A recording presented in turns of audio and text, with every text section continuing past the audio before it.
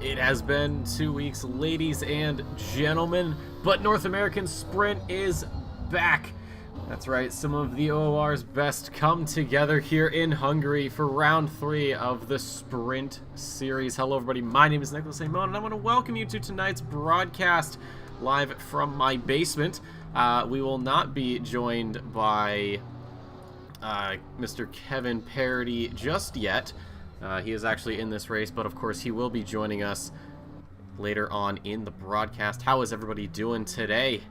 Man, it has been a hot second since we've been doing some OR action here for North America. I obviously did it a bit earlier today with EU, which was a lot of fun. Very good race, very exciting, but now we are back with North America. It feels like it's been forever. I miss these guys so very much. Hello again, Ron. I believe it was Ron, or it was Rob. It's one of the two. How you doing? It's Ron, I knew it. What's going on, Ron? I recognize that name.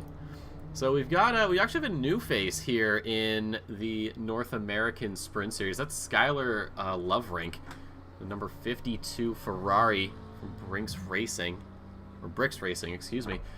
So to sort of continue off of the broadcast from earlier, we have a theme night here apparently, and the theme is pineapple on pizza, question mark. A very simple yes or no. We saw with the Europeans that there was a lot of no, and I also agree with that. So based on either the team name or the color of the car, you'll be able to tell. So if you think pineapple does belong on pizza, you use some form of yellow. Skylar here maybe is not really a fan of it, but it wouldn't be, you know, turned away from trying it. Personally, I would say no, but if your car's got red, obviously that means no. Ron says no. Timothy Flomger, currently P2 right now in free practice. I do see yellow, but he's rocking more of a Waluigi livery. I don't know if how Waluigi would feel about pineapple on pizza. Probably not too well. Nicholas Gonzalez, P3 right now in the Bentley. Looks like a little bit of red on that boat, so probably a no thank you. Please keep pineapple off pizza. Dave, be quiet. And I do agree with that one, Ron. The only thing pineapples are good for are pina coladas. Amen. Zach Patterson, P4 right now. Some red on that car, so I'm going to call that as a no. And then we have Thomas Pierce. Mr. Audi says no. The all-red Audi, I think that's pretty straightforward. The only thing he's missing is an amateur class rating, and then it is just all red across the board. Renato Dornelis still with, looks like just the same livery, sort of rock. A little bit of red. It's more, well, it's more of a purpley. But we'll, you know what, we'll call it red because it's closer to red than yellow. So we take those. Kenneth Portis, again for sausage curb, but despite there being sausage on pizza, he believes that pineapple does not belong on pizza. He got some nice red in the livery. Jonathan Clifford, black and red, that is a very big no. Currently P8 for him. That's very, very good. Actually, I think he's been promoted up. He was amateur class, I think, last time we were here. And same with Chris Frizza. He was amateur class. So he's been upgraded to Pro-Am. Driver's excuses. A little bit of red on that livery. I don't see a lot of yellow, so clearly not a fan. Austin Carpenter rocking in P10 right now in the pink machine. Closer to red, we'll say no. Braden Thompson, he's got the green and yellow. I'm going to assume he's a fan of it. You know what? That is, yeah, because green and yellow colors of a pineapple. So Braden Thompson, so far, one of the only people we have a definitive answer of yes on. Obviously, Skylar Loverink is a maybe. We'll have to see. Kevin Parody rocking the red and yellow, but says no pie on the pie. Him and I talked about that during the EU broadcast. So he understands the assignment. No pineapple on the pizza. Thomas Dagg, please don't hit me, please.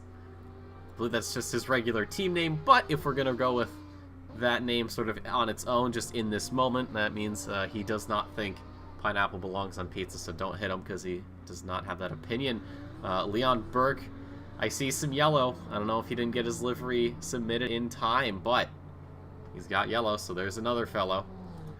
Jake Lewis, I believe one of the newer drivers as well, an all-white McLaren with some yellow or golden yellow wheels, so maybe possibly supporting it. We don't really know. Brian Rasco, currently out right now, P16 overall, and the, you know what, I'm going to call that the Ryan Garrity livery. It's all the same color as Ryan runs when he's using his cars.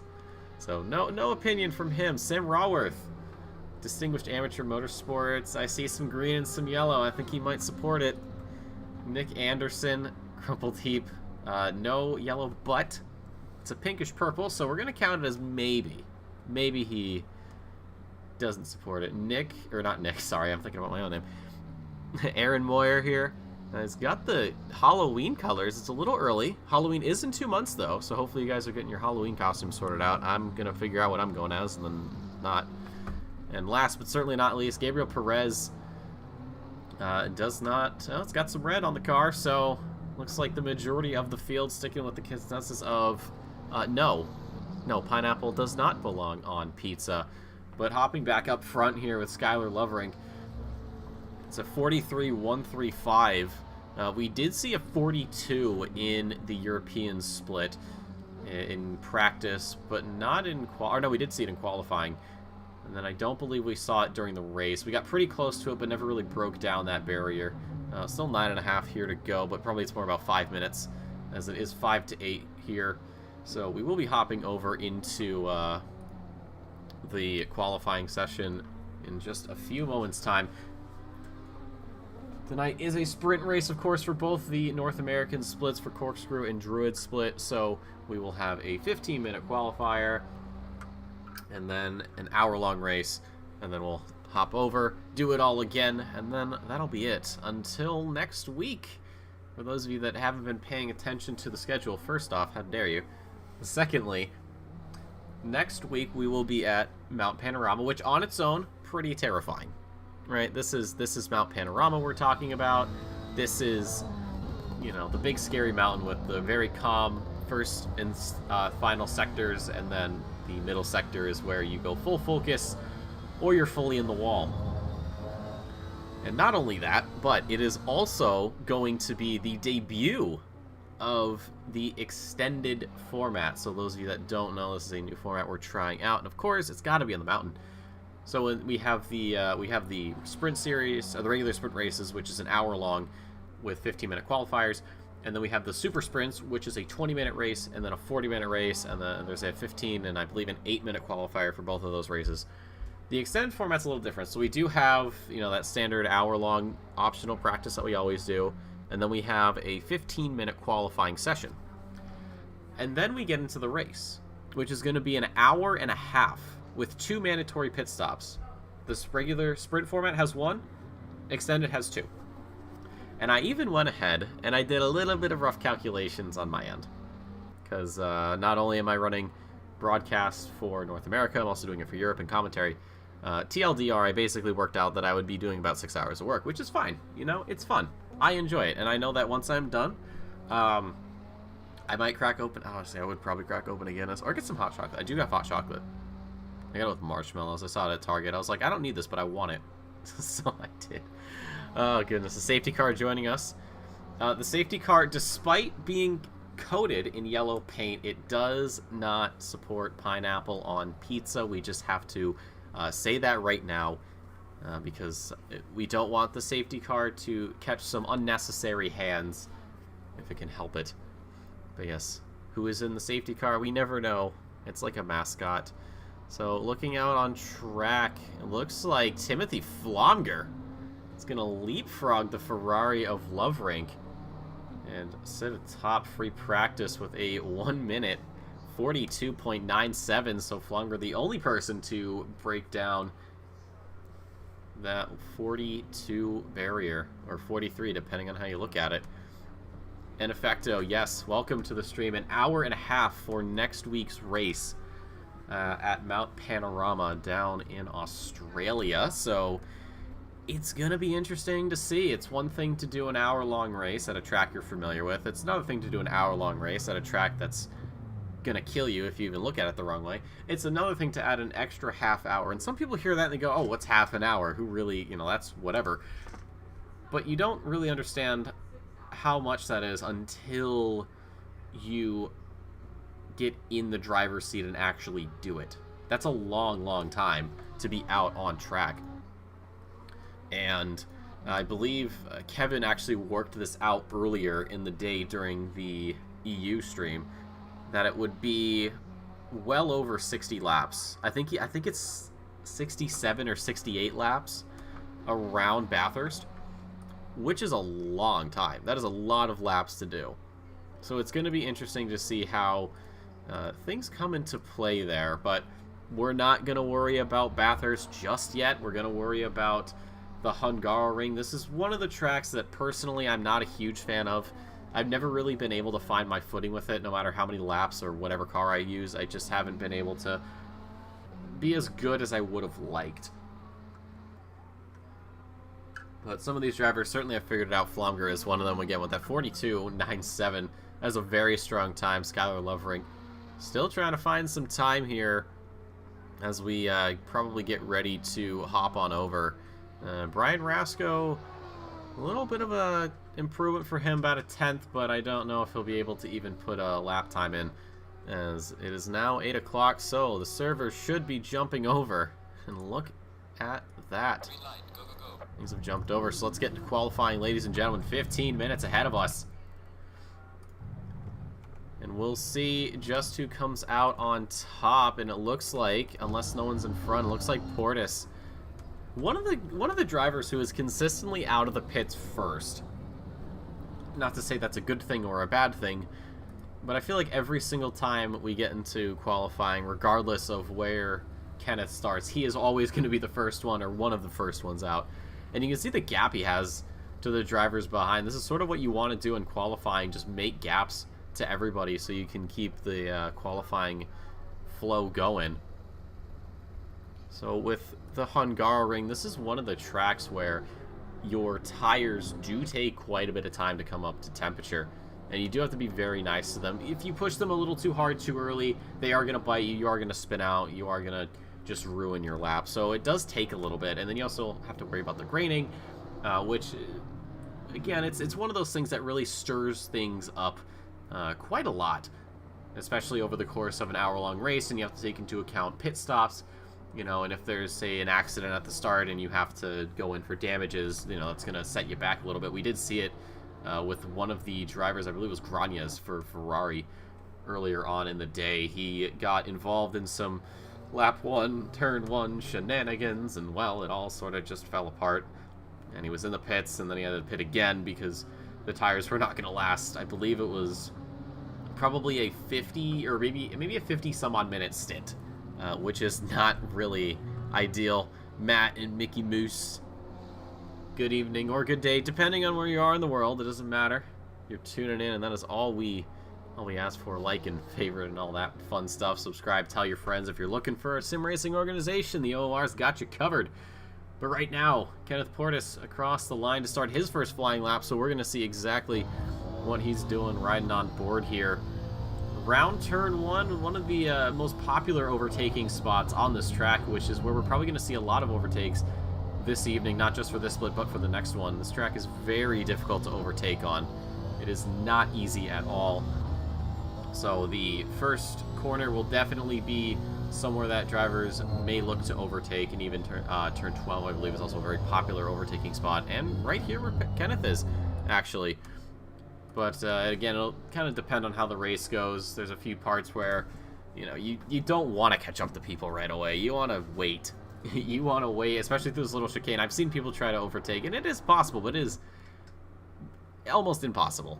So while it is an interesting idea, it's definitely not one you want to do. Leap Pad Lad, or Gamepad Lad. Sorry, I was thinking Leapfrog, Leap Pad. If you guys remember those from like the early 2000s. Unless you were born after that, then whoops. But yes, welcome to the stream. Glad to have you. Hope you're ready for some action here. It is just me in the booth for right now as we wait for Mr. Kevin Parody to join us later in the broadcast. My co-commentator. I work with him and someone named Simon Bauer for Europe splits, but for North America, it's just me. Again, talking to myself, not a problem. Run my own streams. That's what I get used to doing. But right now, Kenneth Portis rounding the final corner, so he is going to set the benchmark as he crosses the start-finish line. It actually won't be setting a time. Looks like he may have gone wide, so it is actually going to be Leon Burke. No, excuse me, Jonathan Clifford. Timothy Flomger. All right, boys, one at a time, please. A 144.015. It seems slow right now, but this is just the tires and the brakes getting up to temperature, drivers getting into the groove of things. So within maybe a lap or two, we should be seeing the peak times come out, and after that, it's kind of a fair game. Chris Frizza in P2, half a second back with a 44.5, and then it's Clifford a 44.6, Dag with a 44.7, and then there's quite a jump to Leon Burke with that 45.9, Patterson a 46.3, 46.4 for Anderson, and 47.2 for Perez. We had a couple people, Carpenter coming in with a 44.1, Dornelis, one of the strongest drivers here in North America. is rocking a 43.7 right now. And as I say that, Skylar Loverink already making a splash here, wasting no time at all. 43.4. So here we go. Looks like things are starting to heat up. I would not be surprised if we see the 42s come out here in due time. Anderson into the pits. Looks like a bit of a setup change for him getting back out on track. This is one of the beauties of having a longer qualifying session, is that you have a lot of time to go in and fine-tune your setup just enough. In seasons past, we've had shorter, about 7 or 8 minute qualifying sessions.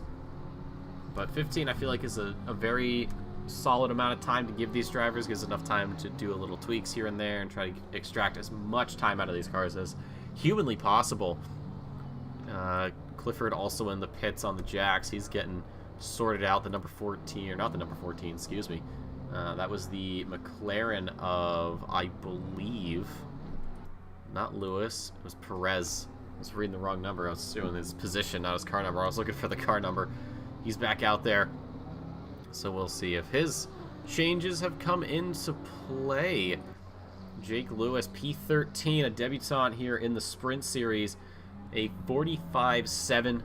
Don't count him out just yet. Maybe amateur class. And down in P13, but that McLaren just getting up to tempo. Braden Thompson here, P11, as he's actually finishing another lap. He's 6/10 up, make that P8. That's a 44.335 for him. A great improvement on that lap. Austin Carpenter, P6 on a flyer right now. 43.7 for him. See if he can improve. Same with Thomas Pierce. P2, a 43.5. 3/10 up, so this could potentially overtake Loverink by lap's end. But of course, there are 19 other drivers to worry about. Anything can happen. Welcome, Gorilla Snapper. You blokes across the Pacific really have to try hard to give us as much meme content as AP did. Oh boy. Well, you see, here's the problem with that. Mullock isn't in the booth, and if there's one thing I know for a fact, is that if Mullock is in the booth, the memes start flying. Especially at Raystar, because he seems to have this quirk where he is more than willing to just completely call a race start and send it down the drain because he's there. That's the problem. So unless Mullock pops into the booth right now, we might not have as much memes content. At pal 20 cars, that's true. Yeah, hard to have a 25 car pileup. You'll be surprised. Bro, have you ever played pubs? I would beg to differ right now. Thomas Pierce, he's on top. That 43.33.5 could have been a 4, but did not find that thousandth of a second. Loverink still in P2, out on the track again, letting some oncoming traffic through. A couple of tweaks there out of the pits as well. We do see the Aston Martin of, I believe that was Patterson. No, it wasn't, excuse me. That was actually, if I can click the right one, not Anderson. It was Sam Raworth. P17 for him, a 46.8, so he'll be looking to improve as well. I always forget that AP has like multiple, like, what do you guys have, like 4 splits or something? So I forget that you guys do like 2 nights of racing. It's weird.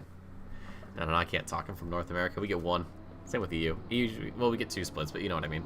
We do 1 night of racing.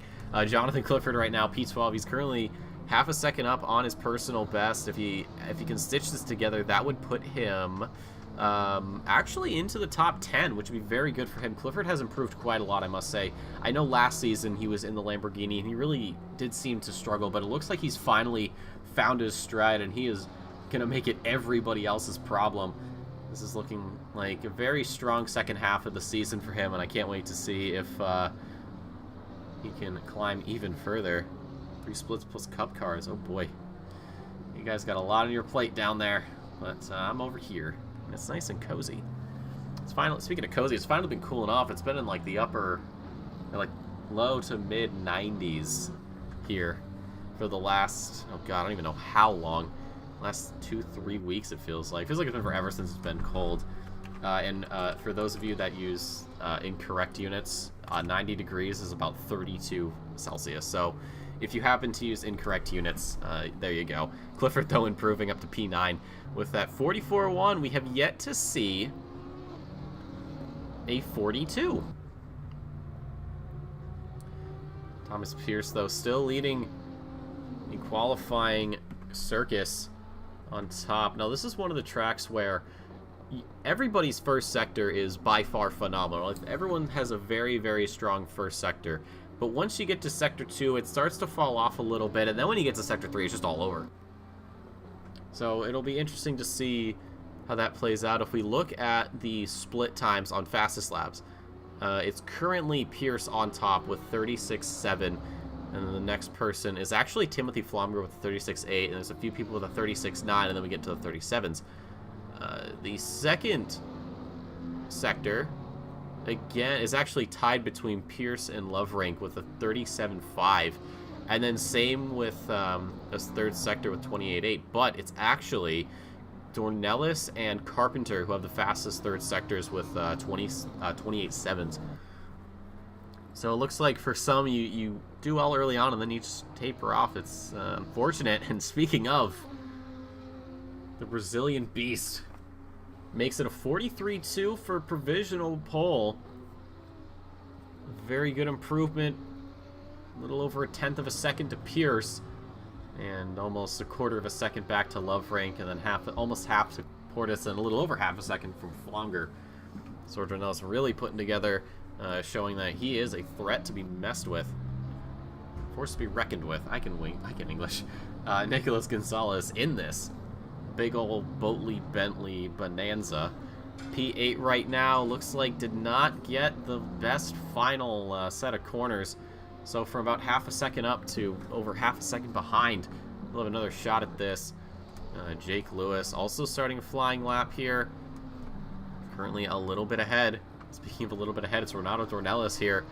10th up. Will we see that 142? Have to wait and see what is in the cards. I have to agree with you, Gamepad. In EU, we had a few more BMWs, and we even had more Ferraris. I think EU has one of the highest Ferrari counts, at least.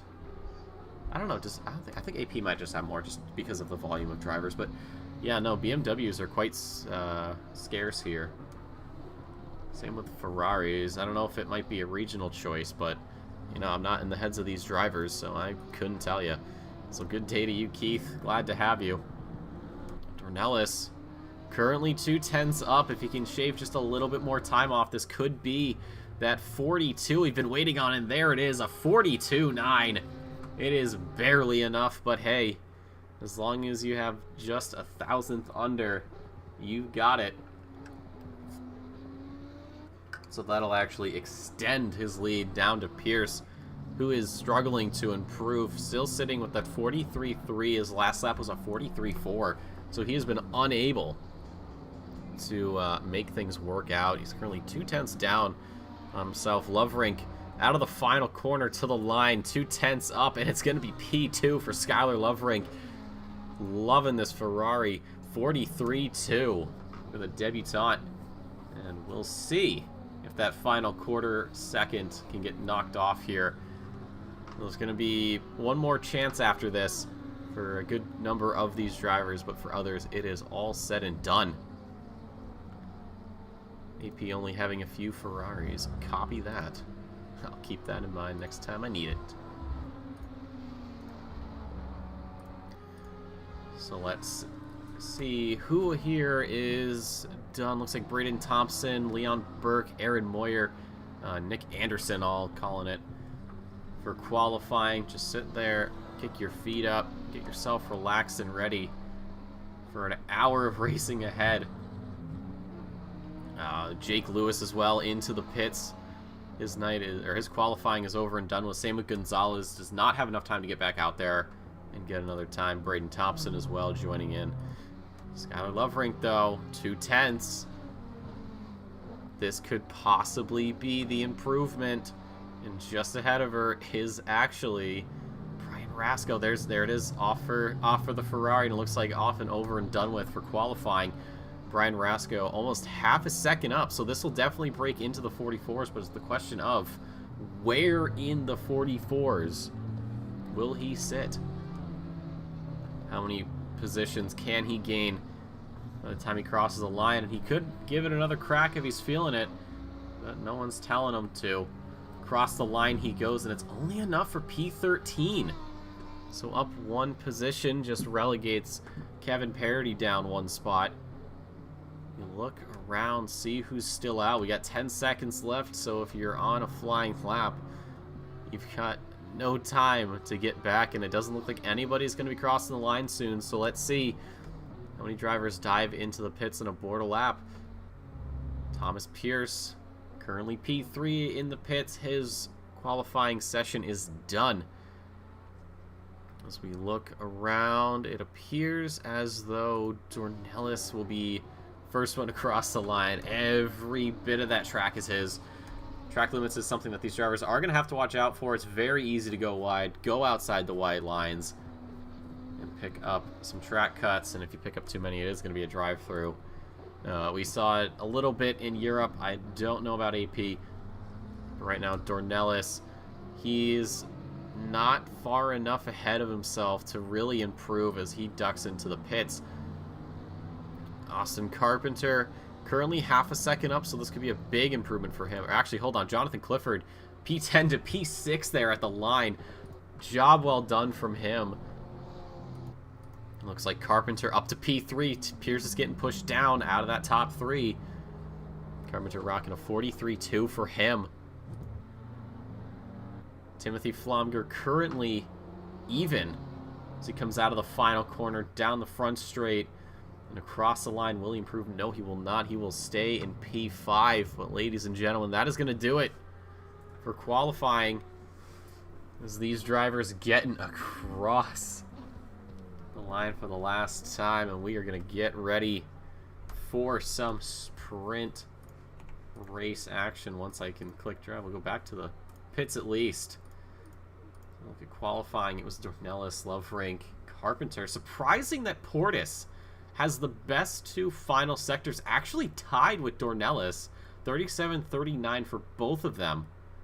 You can see 7 thousandths between Portis and Dornelis in that final sector. It's amazing to see someone having two best sectors and not picking up fastest lap. I guess it all really comes down to that first sector. You can see a 36.7 and a 36.9.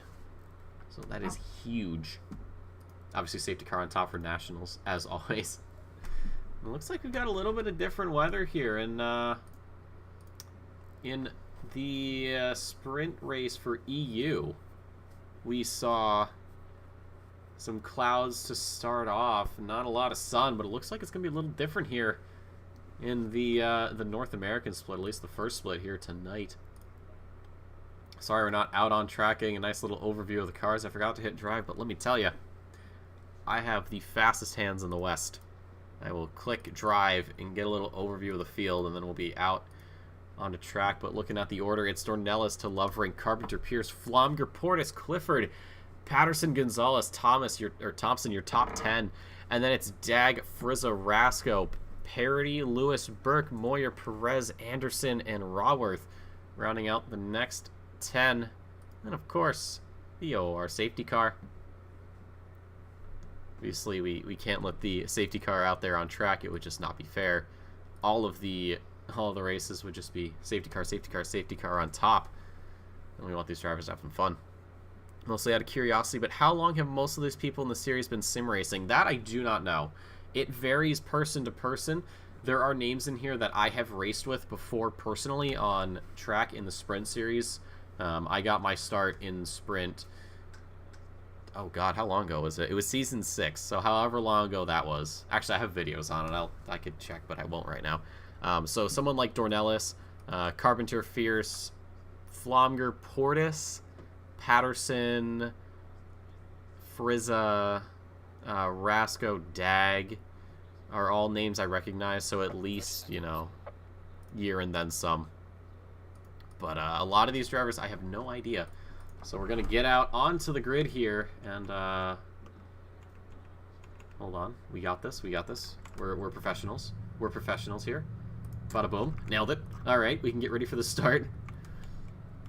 Unfortunately, not getting the cool intro cinematics that we normally are known for. But for right now, we get ready. The final 30 seconds, hit drive or get out of the way. Speaking of out of the way, there goes the safety car. And everyone else will follow. So we get ready for an hour of racing ahead of us. Last few cars pulling away. And there they go. So it'll be safety car leading us around the circuit for the start of this. We'll actually hop out the back here. Check in with chat. How long have you guys been sim racing? Gorilla, almost 25 years. Damn, that's a lot. Keith, you might be right, actually. I might be stupid, but whatever. Variety, for some for many years, others who've only started in the last 2 months. That's true, yeah, we've had people who start within the year. Within a few months of their sim racing career starting. They're like, yeah, I'm ready to go into a league. And then we look at them and we go, yeah, sure, why not? Have some fun. First taste around 2008 with R Factor 1. 2014, I was for gamepad since 2016. Dang. So I'm going to say something that's probably going to blow your mind. My first sim racing game was not something like Assetto Corsa. It was actually Sports Car GT, if you can call that a sim. Which is kind of wild to think about. That a game from the early 2000s that I actually used to play because my dad had a wheel, and now I'm here. It's strange. My dad was part of a racing league as well, and I am too. It is crazy. Almost 2 years for Vulcan. There you go. Welcome to the stream. Thank you for joining us. Hope you're having a wonderful day or afternoon or evening, wherever you may be in the world. I mean, being almost 40 makes me old. Oh, Gorilla, you're probably as fiery as you were 20 years ago, as you are now. But yes, many different levels of experience here for these drivers in this grid. Speaking of which, everyone lining up. Mr. Peabody, welcome to the stream. Hold your beer. As long as you don't give the beer to one of the drivers, you're good. Gonna be 50 in February. Well, happy birthday to you. Right now, it's 2x2. It's Dornelis to Loverink, Carpenter, Pierce, Flomger, Portis, Clifford, Patterson, Thompson, Gonzalez, your top 10. Dag, Frizza, Rasco, Parody, Lewis, Burke, Moyer, Perez, Anderson, Raworth, rounding out that back 20. And as we get ready, Dornelis will get the green light. And ladies and gentlemen, we're green, green, green. It's actually going to be a really good jump there from Pierce onto Lovering, who did not get the best start as well. Dornelis timed that perfectly. Down to turn 1 we go. Some 3 wide in the background, but it should be just enough space for everybody to go through.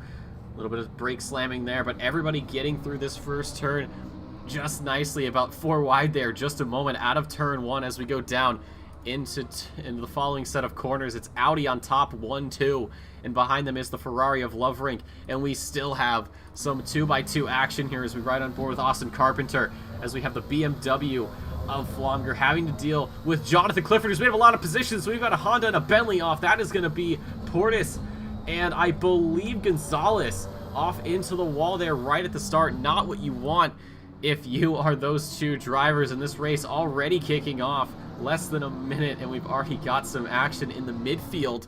Drivers starting to feel the hurt. Down into the chicane they go. It's still going to be the Audi of Dornelis on top with Pierce in hot pursuit. And through the back of the field, everyone else getting ready. Yep, there's Nicholas Gonzalez falling way, way down. And the Honda, I don't think it was Portis. It could have been Portis, actually. It was, but it looks like he got away a lot better than his Bentley friend. Hopping back up front, though. You can see Dornelis and Pierce and Lovering actually starting to build sort of a gap and getting ready to do battle with each other. Austin Carpenter looks like he's trying to get into a little bit of a no man's land for himself. Just start banging out these laps, get ready, and maybe try to go for an undercut, which is something that we are going to be seeing a lot of this evening. As we said earlier, it is very difficult to overtake on this track, so if you're going to overtake and you can't get it done on the front straight, you might as well try for that undercut. Austin Carpenter leading from Flomger and Clifford, but he's still got 3 other cars up ahead, 2 Audis and a Ferrari. Down into turn 1 they go. This is where we could be seeing a lot of position changes as we hop back a little bit. Braden Thompson looks like he got done in by Rasko around the outside there. As the chasing Ferrari of Frizza in hot pursuit, and Portis looking to gain any position that he can after his opening blunders. Down through the turns they go. Now we ride up the hill here. This is one of the most terrifying spots. It's one of those blind corners. You just sort of get it off a feel, maybe a little countdown inside your head. I can tell you if these cars had more downforce, you would absolutely be seeing some pedal to the metal action, but we are not Formula 1 cars. Even if we did lift a little bit, we have to lift quite a lot more. They do through the chicane. 2 more Audis. This is very familiar. Now, if Frizza were to swap places with Thompson, we would see the exact same group, 8, 9, and 10, and 1, 2, and 3, but for right now, that ain't going to happen. So Dornelis already starting to build a bit of a gap now. It's 8/10 to Pierce. Loverink struggling to pull away a bit from Carpenter, it looks like. Actually, no, it's Carpenter who's struggling to pull away from Flomger.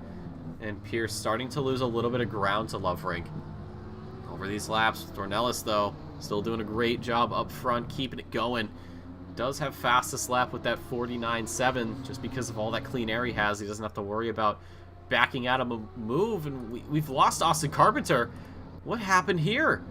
Looks like, oh, just a bit of a touch there from the 1.9. Or sorry, yeah, the 1.9 BMW of looks like Flomger, who actually pulled off to the side to try and give the position back, maybe give up some positions to try to lessen his penalty, but unfortunately the stewards will be looking into that. And for right now, he is at the mercy of the stewards to see what will happen.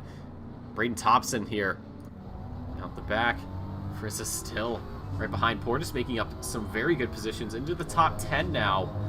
For him, we'll have to see how much damage is actually on that Honda, and he'll be debating whether or not he wants to go into the pits. Get that sorted out. Thompson not getting the best line. Frizza trying to get something around the outside, but just not close enough for a move, but it's still early on in the lap, and that might actually compromise him, as we do see Portis just poking down the inside, trying to scare Ferrari into blinking, but not quite. That staring match still going on. As we look around, Jake Lewis as well, the debutant here in North American Sprint, does not get the best exit, and that's going to give Flomger a chance to catch up. This will be the battle for P11 here in due time. And we do see the battle for what I would suppose is P8 between Thompson, Frizza, and Portis. Yeah, P7, give Rasko a chance, and then Thomas Dag is somewhere else. Out of the corner, we got, even behind them, we've got battles forming. Flomger, Moyer, or not, sorry, Flomger, Moyer, Anderson, Burke, even Parody you could put in there as one of the drivers who could have a chance at what appears to be P13. So we'll keep an eye on all of that. Renato Dornelis looks like he's losing time now to Pierce, who's gained quite a lot, 2/10 as they come out of turn number 1. Loverink picking up fastest lap of 43.5. That is a little over a tenth above Dornelis, and well, a little more than 300ths to Pierce. So it looks like the Brazilian maybe starting to feel the pressure a little bit. That bright, angry Audi, very flashy red, it's going to take up a lot of his rear view. Hopping back down here, Aaron Moyer, 88 in the McLaren. Has Kevin Parody on his tail. It looks like Parody, or no, sorry, Burke got around Moyer earlier on. So Burke up into P14 for him, as Aaron Moyer and his fellow McLaren driver Perez goes a bit wide. And speaking of wide, around the outside, Aaron Moyer having to give up that position. Kevin Parody saw the opportunity and took it into the chicane. He had the better line, the more inside line. Moyer just having to back out and give that up. The race still far from over as we hop to this P7 battle. Rasko, Thompson, Frizza, and Portis. Portis still on that charge up from his earlier mistakes. And then you see, ooh, Frizza almost going into the rear right, or the rear left quarter panel of Thompson, but thankfully enough brakes on that horse to keep the contact from happening out the back of Rasko's Audi. You can see this train. You've got Lewis and even Flomger in the mix. So coming down the front straight here, it's important to stay in that tow or try to just have enough of a gap to where you can't really worry about an overtake. Thompson may have thought about a move down the inside into turn 1, but having to back out, not the smartest move, especially this early on. Pit window is open, but we should be seeing a lot of pit stops coming through around the half-minute mark. I believe at the most it'd be about 25 minutes when we'll see some changes. Right now, Nick Anderson having to deal with Burke and Parody, who have actually been gaining on him this last couple of laps or so, as they go up and over through the left-hander. These three probably going to be forming off as we see our friend the Bollard on the track. 07 for him, an F in chat for the Bollard. Too young. He will be dearly missed. Jake Lewis starting to lose a little bit of time to Portis. Getting a little bit drift happy with that McLaren. This is not Japan. This is not the place you want to be drifting. I don't know what the drift scene is like in Hungary, but I don't think it's as crazy as it is in Japan. We see Frizza there looking down the inside of Thompson. Thompson just sort of throwing the car over there for a split second saying, hey man, I see you. Don't even think about it.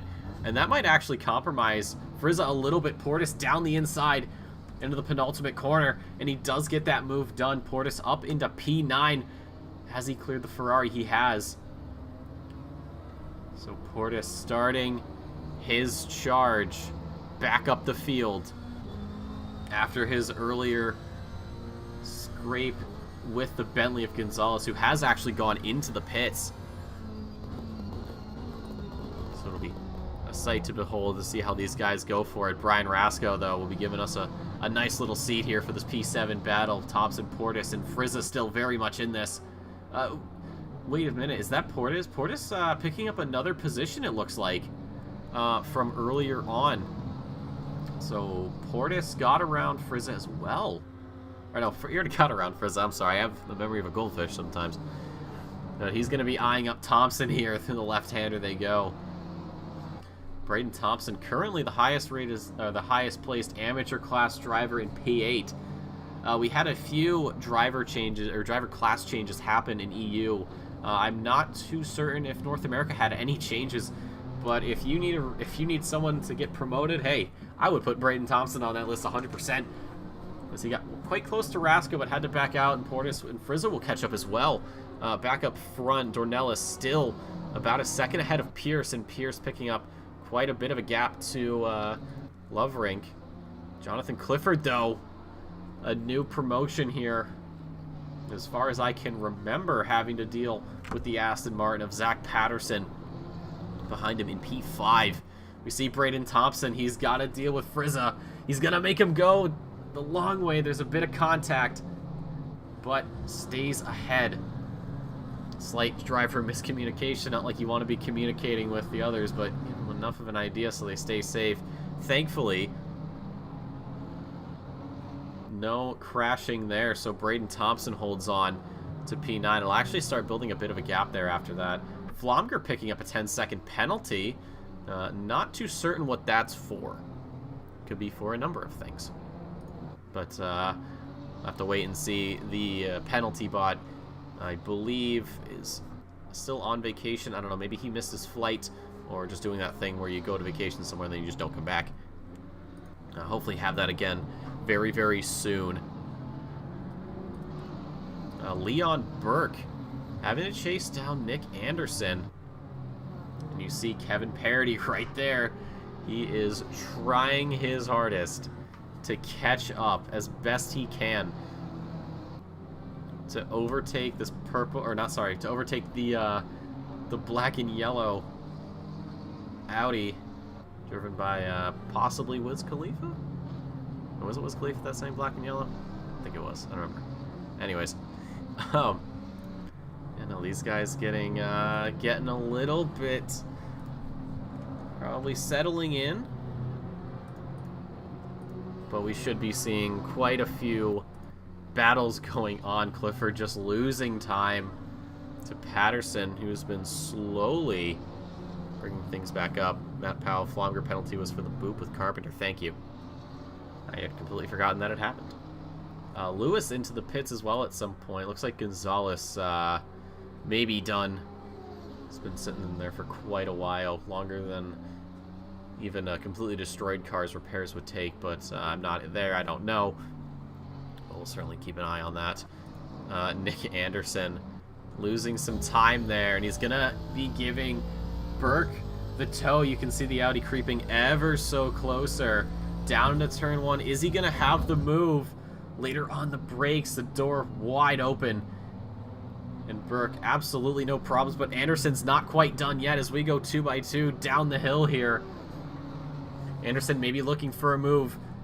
Not quite, just going to stick into place. Kevin Parody later on the brakes, almost into the back of the Aston Martin.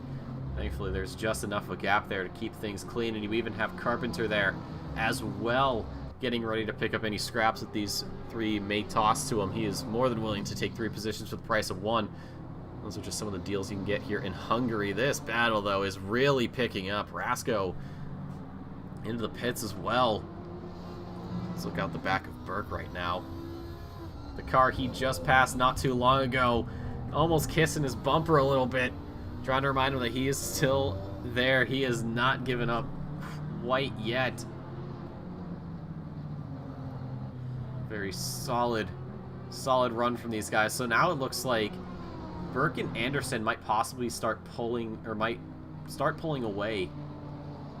Maybe leave Parody and Carpenter. Thompson picking up a 10-second penalty as well. Gonzalez into the pits with the 10-second, but it doesn't really matter all too much.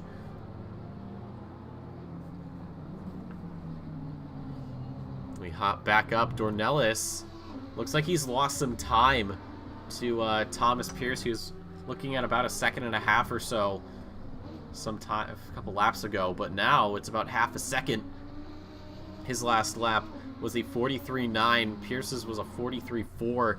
I don't know if Dornelis may have made a mistake into one of the corners, but that would be the most likely scenario. Oof, I thought there was going to be a move there down the inside from Pierce. Not quite. A little too far back, and not really one of the spots you're going to be sending it from. Braden Thompson still having to deal with Frizza now with that 10-second penalty. As I always say, I think it is better than... It's better to get a penalty before your pit stop than after it. That way it just gets added on to your pit stop time. You can just get back out there and get racing. If you get it afterwards, well, that's going to be quite an issue. Right now we've got Gabriel Pierce, P16, having to defend from Sam Raworth and the chasing Aston Martin. We'll definitely keep an eye on that. Dornelis just losing more and more time. Pierce thinking about a move down the inside, but maybe just going to hold back and wait for the front straight. He might do that. He knows that the place to overtake is there. So as we look out the back of Dornelis' Audi, apparently in P2, there it is, now it's updated. So there should be a bit of a slipstream there, but the question is, how brave is Pierce going to be? Down to turn 1 they go, and he is not going to gamble. Not quite yet. He knows there's still time. He doesn't have to worry about anything just yet. There's still 45 minutes to go here in the North American Corkscrew Split. And again, we look to these pit stops to see the most shuffling that we'll probably witness this race. A lot of undercuts will definitely be played out. Braden Thompson still having to deal with Frizza, and actually he's been losing time to Flomger just because of all the defending he has to do, so Flomger is going to be very, very happy about that. Meanwhile, Nick Anderson still dealing with Carpenter. He's going to leave the door open on the inside. Will Carpenter be able to make the move stick? Let's see it. Down the inside goes the McLaren. Yes, he does get the move done, but there's still going to be some space as they go 2x2 through the right-hander. Almost some contact. What an amazing little move there from Carpenter to keep things going. Anderson having to back out to avoid contact. That's going to give Parody a chance to catch up. Up and over the hill through the left-hander, and then the right, a little bit wide, and a loose little wiggle there for the Aston Martin. thankfully keeping it together. Down into the chicane they go. Parity saw his chance, but realized that his door was looking more like smoke and mirrors. He did not want to smash his face off of that, so he'll back out for now. But 13th could be his for the taking in the coming laps. As we peek around the grid, Brian Rasco is just letting some quicker traffic through. He had an earlier pit stop, so we'll see if that can have a bit of a difference. He is going to be a lap down here, unfortunately, as he comes across the line, but could definitely be catching up to other drivers, and maybe even during pit stops, try to gain a few positions. Leon Burke having to deal with Carpenter, who's just gotten around Anderson and said, sayonara, I'm on my way out. This top 10 could be mine by the end of the race, but it'll be P11. Down the front straight they go. Burke punching a hole that Carpenter is more than willing to take advantage of. And in the back, actually, we have Kevin Parity going door to door here, down into turn 1 with Anderson. Both about equal on the brakes. Out of the corner they go. They're still even. It's going to come down to this next corner, the downhill left. Who is going to be braver? Who is going to try to make the move stick? Still 2x2 they go. This is incredible door-to-door racing. Kevin Parity trying everything he can to get P13. Sticks down the inside, but he is going to have to back out. Doesn't have the line. Across the curb he goes. And spins that BMW. Thankfully, not collecting the wall. But unfortunately, that is not what you want to do. As he backs way, way, way out. Thankfully, no one's there to collect that BMW. Parity pushing as hard as he could, but unfortunately, it all crumbled for him. An incredible little battle, but it just went the way it did. And from a potential P13 now into P16, possibly 17, should Raworth start finding a better rhythm than our number 23 driver. We'll keep tabs on this. Leon Burke starting to open up a bit of a gap down to Austin Carpenter. It's only been another 10th added on, but hey, he'll take any time he can get here. 40 minutes to go though, so drivers definitely going to be looking to those pit stops. The thing with the pit stops is if you know you're faster than somebody, but you can never quite get around them, you might go for the undercut, and that might be what Carpenter's doing. So could Carpenter be looking at a 40-minute stint here on one set of tires? We'll have to wait and see. It could also be fuel. Sometimes people miscalculate how much fuel, especially when you have incredibly fast drivers like Dornelis up front. Drivers who can push maybe just an extra lap out of the time that they're given. And that might throw a few people off. Thomas Dagg, though, he's got Portis behind. Portis has done an excellent job recovering from that P13. Currently up to P7. And behind them is Flomger. Flomger could as well pick up some points here. Good morning to you, PJ. Hope you slept well.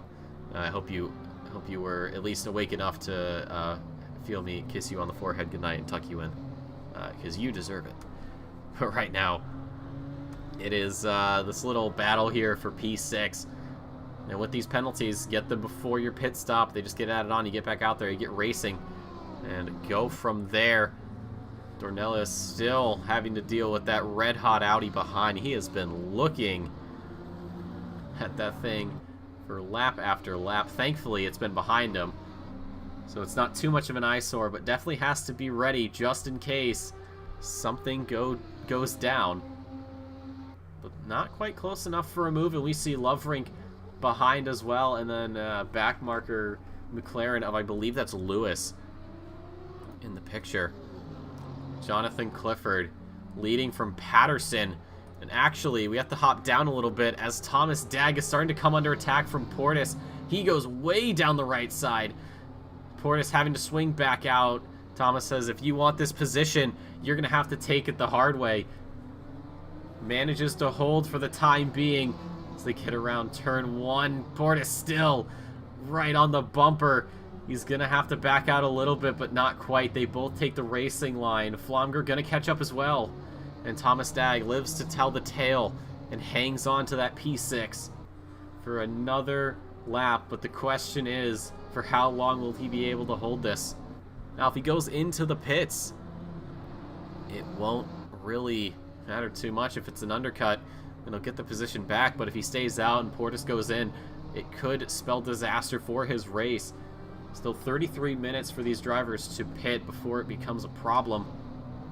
Pit whenever you want, but as long as you get it done before that pit window closes, you will not be penalized.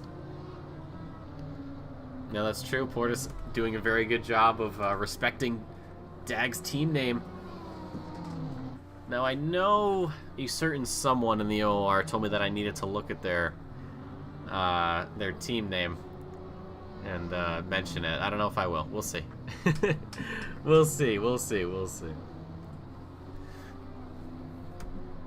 Right now, Clifford actually losing a bit of time to Patterson, so onto the front straight they go to start yet another lap.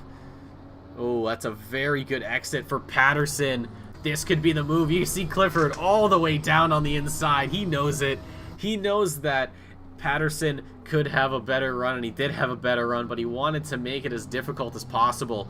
So go super defensive, and he is going to have to deal with a little bit of a switchback there from Patterson as they go not quite side by side, but at least parallel with each other. Down into the turn they go, the inside line for Clifford, but I don't know if Patterson's going to back out, and it looks like he will back out. See, oh, tries to seek a move down the inside. It wasn't going to happen. Up the hill they go. It's going to be through the left-hander. Clifford leading the charge.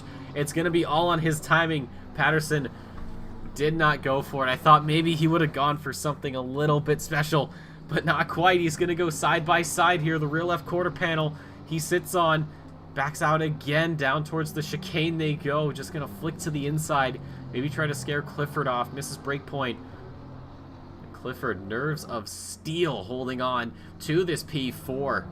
Patterson trying everything he can as Love Rank is just long gone from these two. Has not looked back, has let them done their own thing. Thomas Dag, again with Portis, hot on his heels. Flomger's lost a bit of time here, but certainly can be made up later on in the race. A little under 36 minutes to go here.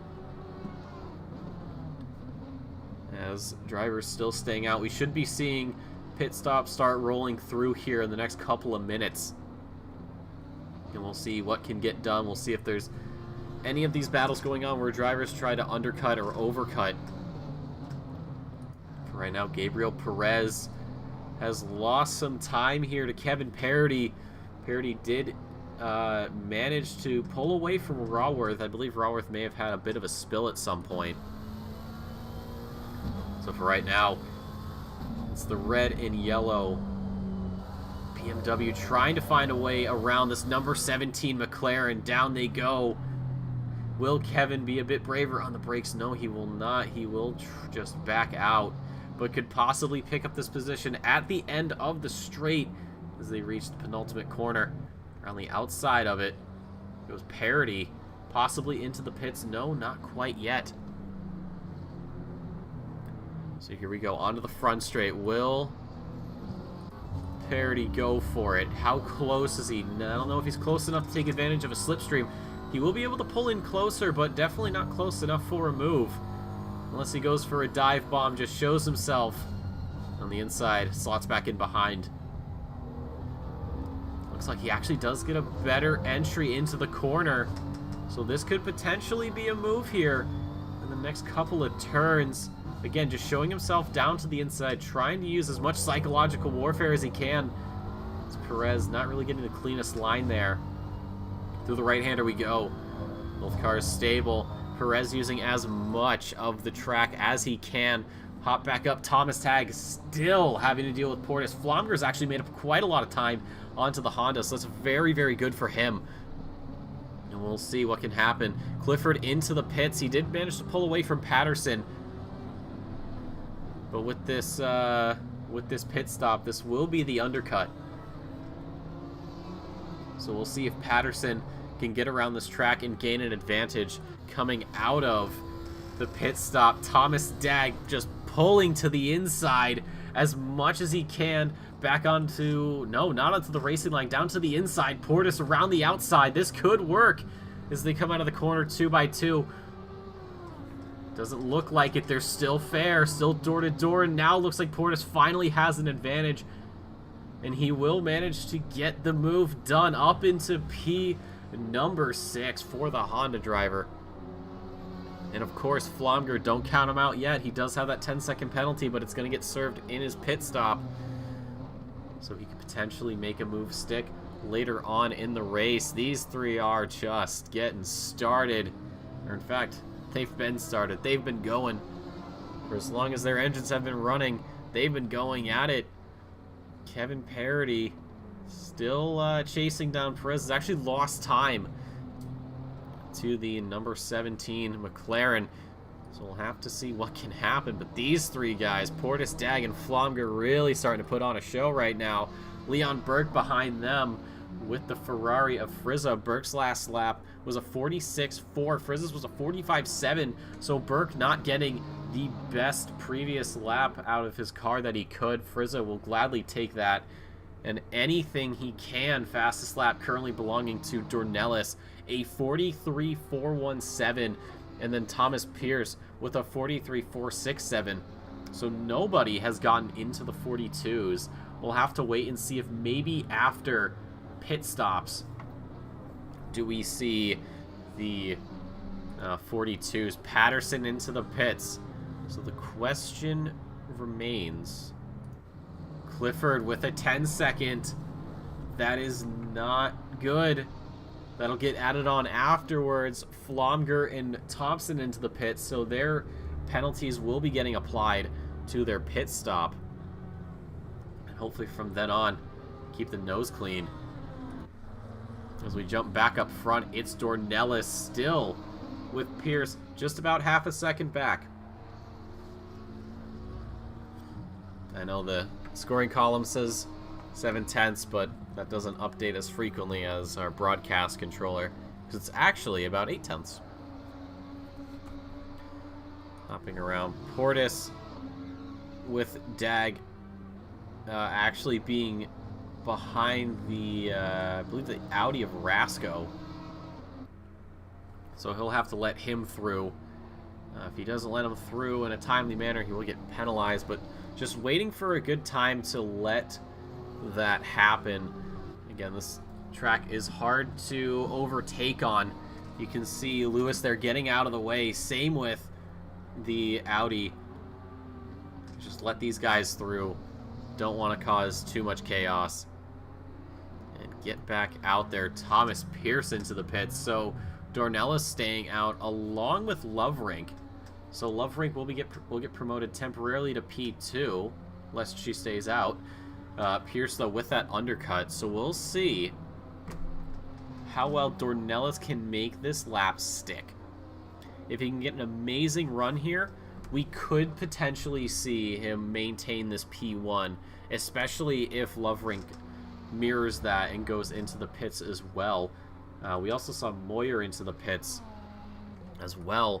Thomas Dag. So now we're getting into some traffic here of these drivers coming out of the pits. This is where things get a little bit interesting. You have cooler brakes, cooler tires, and you have to let faster cars through. It's gonna be interesting to see. Frizza as well into the pits early on. So he is gonna back out of the assault on Anderson. Try and make it happen. Gabriel Perez staying out as Kevin Parody comes in for his pit stop. Same with Raworth. So these two are definitely going to start doing battle there. There's Thomas Pierce out of the pits. So we look to Dornelis to see if perhaps he goes into the pits, or maybe staying out another lap or two. Try to get as much out of the Audi as he can, and it looks like he is going to go into the pits. Possibly a last-second decision here. And we'll wait and see. Same with Loverink. So Loverink will mirror that. And then it's Portis back to Dag, and then Dag leading a few backmarker vehicles as well. He's got quite a gap down to Burke. So where is Pierce? Pierce is going through the chicane right now, so we're going to see if Dornelis has timed this perfectly. He is yet to get into his box, and there it is. Same with Loverink. Loverink still having to get to her box. Finally parking up that Ferrari. Anderson picking up a drive-through. This could be for track limits. And if it gets converted, then we could see that just get added on to his pit stop. So Pierce coming around the penultimate corner. Dornelis is still in the pit lane. Anderson heads in as well. So out of the final corner, Pierce goes. Dornelis is on the move. You can see the line there just in front of the safety car. And I think Dornelis just played that perfectly. He comes out ahead of Pierce. And it looks like he will maintain this position. Incredible stuff. Lovrink out as well. Burke into the pits. Anderson still with that drive-through. And then it's Portis, Dag, and Perez that have yet to pit. So Dornelis, a very good job of timing that. He knew he had the pace. He knew all he had to do was wait for Pierce to go into the pits, get one more lap out of the way, and then head in himself. Keep in mind, this is without a strategist, without a race engineer. That is the thing with this league. While some people do somehow manage to do that, I've seen it in a couple of regions. I couldn't tell you who exactly, I don't remember the top of my head, but most everybody here, you're the strategist, you're the race engineer, you're the mechanic, you're everything. Dornell is showing that he has the experience, and if I'm not mistaken, I do believe he also has some real-life racing experience, so also using that to his advantage, unless I'm just imagining that timeline. Perez into the pits as well, so it's Anderson. Anderson actually did serve that drive-through, so while that does put a bit of a dent in his afternoon, or his evening rather, it shouldn't be too much of an issue.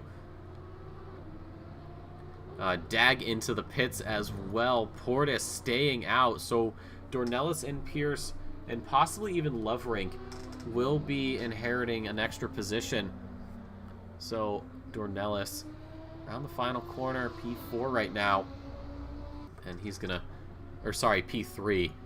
As he does pass Dag down into 4th place. So Dornelis just has to wait for Portis to pit. Portis has done an incredible job, actually, of recovering after his start. And has been able to make up a lot of positions. Now, of course, he will be losing these positions once he goes through his pit stop, but it's still been an excellent recovery drive thus far from him. So him and Anderson have yet to pit. Everybody else, though, is all set. The orange number 1 is gone, and it's replaced with a green bar saying you are good and ready to go. Get back out there, see what you can do. Anderson back into the pits, so he served his drive-through and then immediately came in afterwards, actually parking it on pit lane. And into the pits, interesting. I wonder what is going on with Anderson, currently sitting in P10 up on the jacks. Looks like this may be the pit stop? Question mark? Possibly? And in goes Portis. So we'll see where Portis comes out after this pit stop. So for right now, unless Dornelis and Pierce just pull off to the side to have a nice little Sunday picnic, Dornelis will be promoted up into the lead. Gorilla, you may be right. It could be Fuel. Not too certain. Has to be Fuel. You may be right, Valiant. So there's Portis into the pits. So Dornelis will retake the lead here, albeit on older tires, but with the skill he has and the pace he's running along with Pierce, they should have absolutely no problem getting things sorted out. Anderson's still into the pits.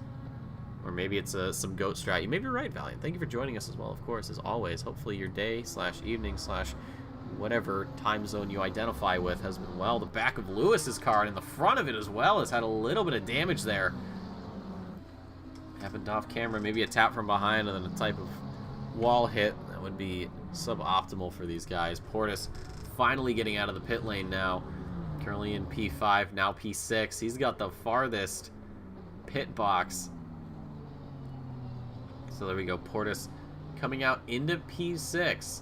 So if he's close enough to Clifford, he could potentially pick it up, but he's got a lot of work to do here. 23.5 to go on the clock. Thomas Dag right now has Flomger in his rear view. Dag's last lap was a pit lap. Flomger's was not. So Flomger trying to take advantage of maybe the slower or the colder tires here on Thomas Dag's car. have to wait and see. So Clifford still with that 10-second penalty, not what you want. Fastest lap still belonging to Dornellis. Ooh, Flomger thought about a move down the inside. That would have been brave. Dornellis with a 43.417. So no one has been able to improve the fastest lap, but only time will tell if such a thing can happen, because right now Thomas Pierce is actually doing a lot better. He's got a 43.4 and is about 0.2 up. So if he can make this move stick, he could possibly pick up fastest lap. No, he will not.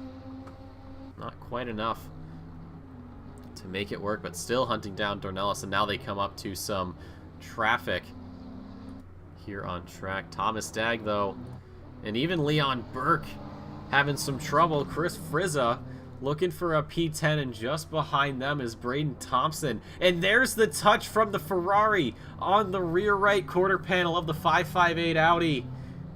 And Burke is not going to be too happy about that. Frizza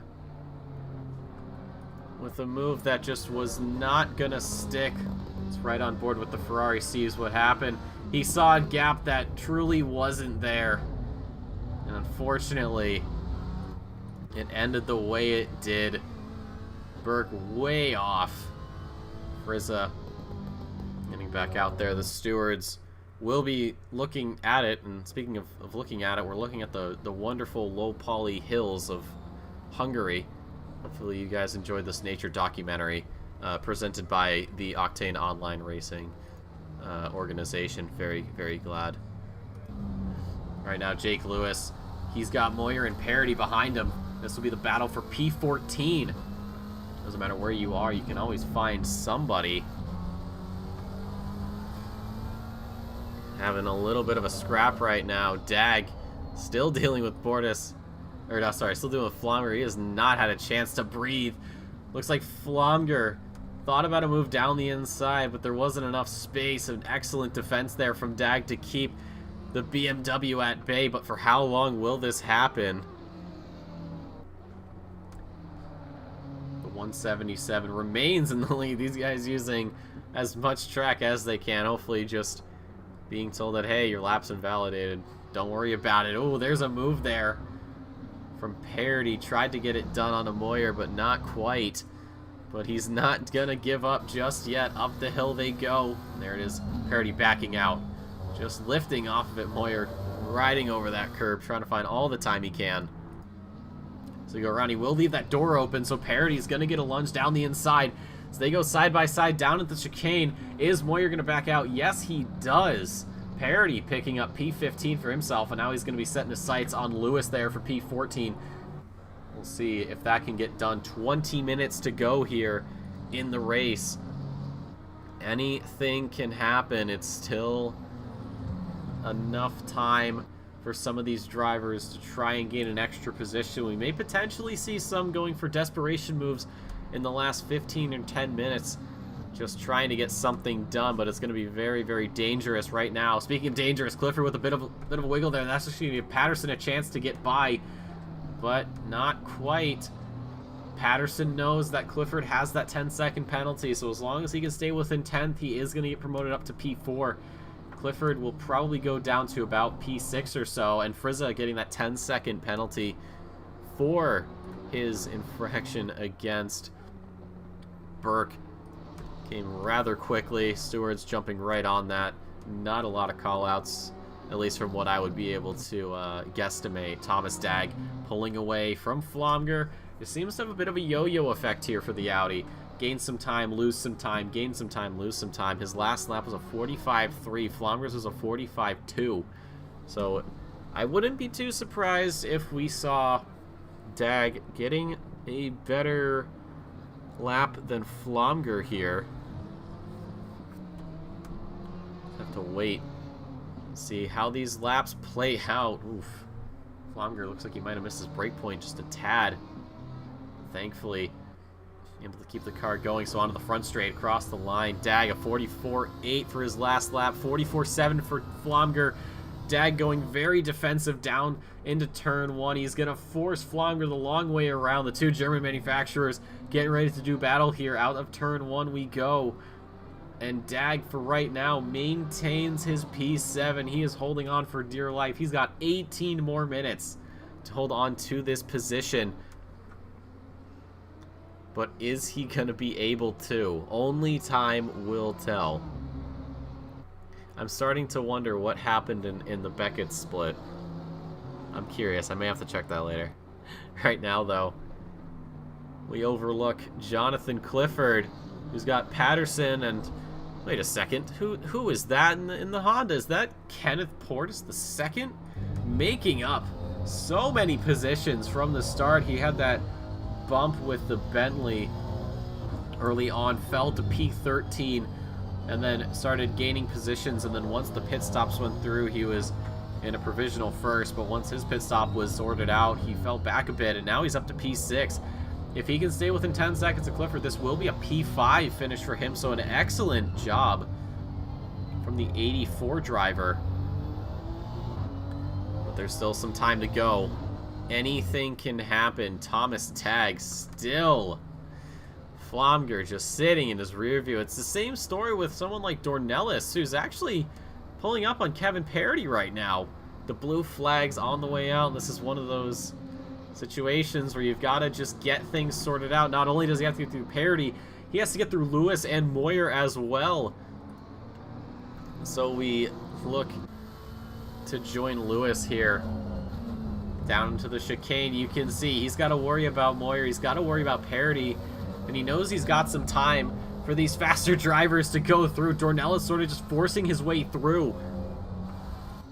Down the inside of Parody, and he's going to go down the inside of Moyer as well. Moyer, whoa, it's getting a little dicey there. That is not what you want to do. Almost getting rear-ended by Pearson. In fact, that'll give Parody a chance to catch up. That could have ended very, very badly. Thankfully, Pierce able to get on the brakes fast enough to avoid contact. PJ, I have seen Death Race, so that's a very good indication. So you're well sedated before sitting down to watch Beckett's. I will run to the liquor store. Actually, I got some good stuff in my room. Never mind. Thomas Tagg, though. Flomger's a lot closer now. He was sitting about half a second or so back. Now he's about 2/10, maybe a little bit less here. Out of the corner they go. He's going to look for a gap there down the inside, but not quite. Not enough for a move. Maybe on the exit here? No, not enough. Dag, the defensive line, defending down the inside here as we get blocked by a banner to remind you what game this is and that you should probably go buy it. Wink, wink, nudge, nudge. He's still struggling to find a way around Dag as we get to 15 minutes. Dornelis starting to build a very good gap to Pierce, especially after the shenanigans that happened with the back markers. Zach Patterson not so much concerned about Clifford as much as he is about Portis. Clifford's last lap was a 44.420, blazing fast lap, and Portis's was a 44.3. Or sorry, Clifford's was a 44.420. Patterson's was a 44.470, and then a 44.33 for Portis. So Portis definitely using his experience to try and find any sort of hole in Patterson's defense. I thought Patterson might have stepped out for a second. It looks like he did. He loses some traction on the Aston Martin of all things. Door to door, down into the chicane. There's no way this goes through. No, it doesn't. I was going to be absolutely thrilled if we saw door to door through the chicane. That would have been absolutely incredible to witness. But that's given Clifford a chance to get some breathing room.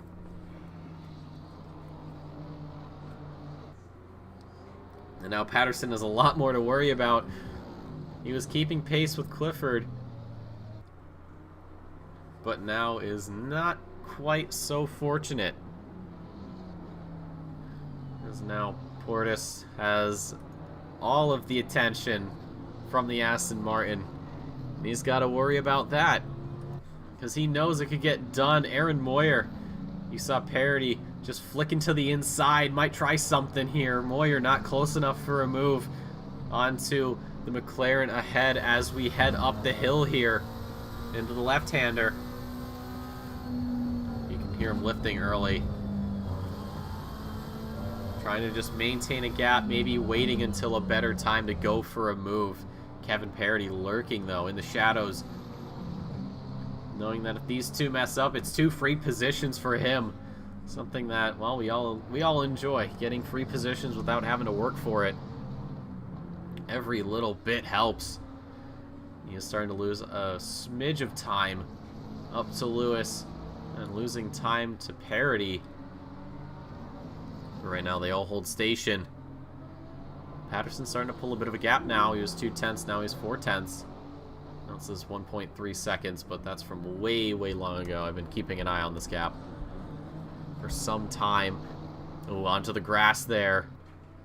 I know we all get told to touch grass at some point, but this is the one place you don't want to do it. Lose about a 10th down to Portis. But Portis still not close enough for a move. Although, going down into this right-hander here, Portis could. He is close enough, but he's just going to stick behind. He's going to bet on the front straight. And speaking of the front straight, it's Parody getting around the number 16 of Moyer. Or, sorry, not 16, the number 88. That's not even close to the same number of Moyer. An excellent job there, just using the slipstream and getting around. So here we go. Speaking of slipstream, is Portis going to have the best slipstream? He's not close enough. He's going to get a bit of a toe, but it shouldn't be enough for a move. Patterson just slightly on the inside. Portis also showing himself down the inside, but nowhere close enough to get anything done. Just comfortably slots back into P6. So with 11 minutes and 15 seconds to go, we could see some moves getting done. Some desperation plays. Jake Lewis starting to feel the pressure of Parody. Parody looking to regain that P13 that he lost from earlier. He's just got to get around one more McLaren. Try to force an error out of the number 9. For right now, Lewis holding strong here. P14, he's been letting these guys battle behind him. But unfortunately, that battle's over. And now, he's got more problems than he had before. Could lose one, potentially two, if he really messes up this duel with Parody in the coming laps in the coming corners. Moyer definitely not out of this yet. Still looking for some sort of opening here. Onto the front straight we go. We look out the back. You can just see the gap down to Parody. So Parody going to be giving Moyer that slipstream. Moyer's going to pull to the inside here. Down into turn 1. He's just about even. Has to stand on the brakes, though, a little bit more. And won't be picking up P15 anytime soon. So for right now, he'll have to sit back and try to find another opening. Zach Patterson still under attack from Portis. Down into turn 1 they go. Portis again just showing himself on the inside, reminding him that he's still there. He hasn't gotten rid of him yet. Maintaining P5 though. 192, doing an excellent job. You see Clifford there ahead in the Lamborghini, but with that 10-second penalty, he's going to be losing that P4. Will probably at most lose P4. If they can start pulling away from Flomger, then this should be all set. Jake Lewis, you can see just how close Parody is now. Parody's made up some very good time over the grass. Lewis goes trying to find all the time he can. Parody, though, not giving up the fight just yet. He knows he can get this P14. Lifting a little bit sooner, just coasting. Looks like he may be banking on that front straight pass. Oh, and there it is, Lewis, deep on the brakes. And unfortunately, he's going to lose out that position. Kevin Parody is more than happy to take that. And you can see Loverink, a driver we've kind of forgotten about right now, having to deal with these back markers. And that's great news for Parody, as he is going to be more than thrilled to let these two back markers have to do some work. Loverink getting around one back marker, and Lewis not really looking to give her any sort of advantage here. No toe, no nothing, although sitting to the inside, so probably gonna just let her through. Yes, he does. Roberth with a drive-through for track limits. I would most likely assume this track is very, very particular in its track limits, but then it's also not particular in its track limits. It doesn't really care. Hop back though, Patterson. Still, he's got that slipstream that's being given to Portis. Portis thinking about it. Just to the inside. Nothing quite yet. You have the back marker there of, I believe, Perez. Yeah, Perez having 3 cars behind him. And he's just going to let him through. The lights are flashing. He has absolutely no reason to hold them up. 1, 2, 3, they go. Absolutely no problems there. Patterson is got an excellent run onto Clifford up the hill into the left-hander. There is definitely no reason to defend this from Clifford, but then again, he's trying to minimize as much damage as he can, and that's actually going to give Patterson a chance to go through up into P4 for him. And now Patterson, or not Patterson, excuse me, Portis, if he can just hold here, he is going to get that P5, but I'm sure he doesn't want to do that. I'm sure he wants to get it on his own terms. But what a move there from Patterson, taking advantage of Clifford's ill-advised corner move. You saw he just sat on the inside and had to just go from there, and it's gonna be Clifford compromising his own corner through no fault of his own. Portis up into P5. This has been an amazing run from him, as he will sit comfortably there. Even if he loses this position and lets Clifford through, as long as he's 10 seconds within, he's good to go. Aaron Moyer here down in P15. He's got Lewis behind, but you can see the damage on that white McLaren. Even with the slipstream, it's not going to be enough. Almost tapping the rear end of the 88. Moyer hanging on by a thread to this 15th position. You see Parity up ahead. He is quite a ways back from Rasco, but he at least has Lovering to keep him company until Lovering pulls away, as is the sort of state of affairs here. Right now, Renato Dornelis, 1.8 seconds about to Pierce. So we saw about a 2-second gap, and actually the 2-second gap has returned. It's almost 2.5. So Pierce has been just slowly but surely losing time. 43.8 was Dornelis' last. 43.9 for the 133 car of Pierce. So it's just been little bits and pieces of time here and there. Austin Carpenter, P9 for him so far. Very good evening for him. Patterson, you see from Portis, 5 minutes to go here in the race. Now here's the thing. Will Portis try for more, or will he sit and say, you know what, P5 is enough for me. I've got no reason to really go for anything else. But, and again, you can do it if the opportunity is there and you've got the skill. Who is stopping you other than the person in front of you? Pit window closes up, so if you haven't taken a pit stop, you're getting penalized. But I don't know about you guys, but I see a nice green bar. It's looking like a perfect Xbox Live connection in Halo for all of these drivers. Onto the front straight, Patterson. Portis in tow. Portis not quite close enough. He may be getting just a whiff of a slipstream, but it is certainly nothing to write home about. He will be a bit later on the brakes. That is very late on the brakes. And it's not really... No, it's actually going to work out quite well, it seems. So he is gaining a bit of time, and you see Clifford just in the background. 10 seconds. It doesn't matter if he catches up or not. He will be getting 10 seconds added on and possibly losing that position to Flomger, maybe even Dag. Speaking of which, Flomger getting around the, I believe that's the back marker of Perez. Perez's McLaren has been beaten up this evening. Not the best showing for the number 17 driver, coincidentally in position 17. So we're going to keep an eye here. Patterson and Portis, they're really the guys who are going to give us a show here as we hop in the passenger seat of Portis and the Sausage Curve Racing Uber Honda. He's been incredibly close and a very good drive from him. This is why you never give up. You never count these guys out.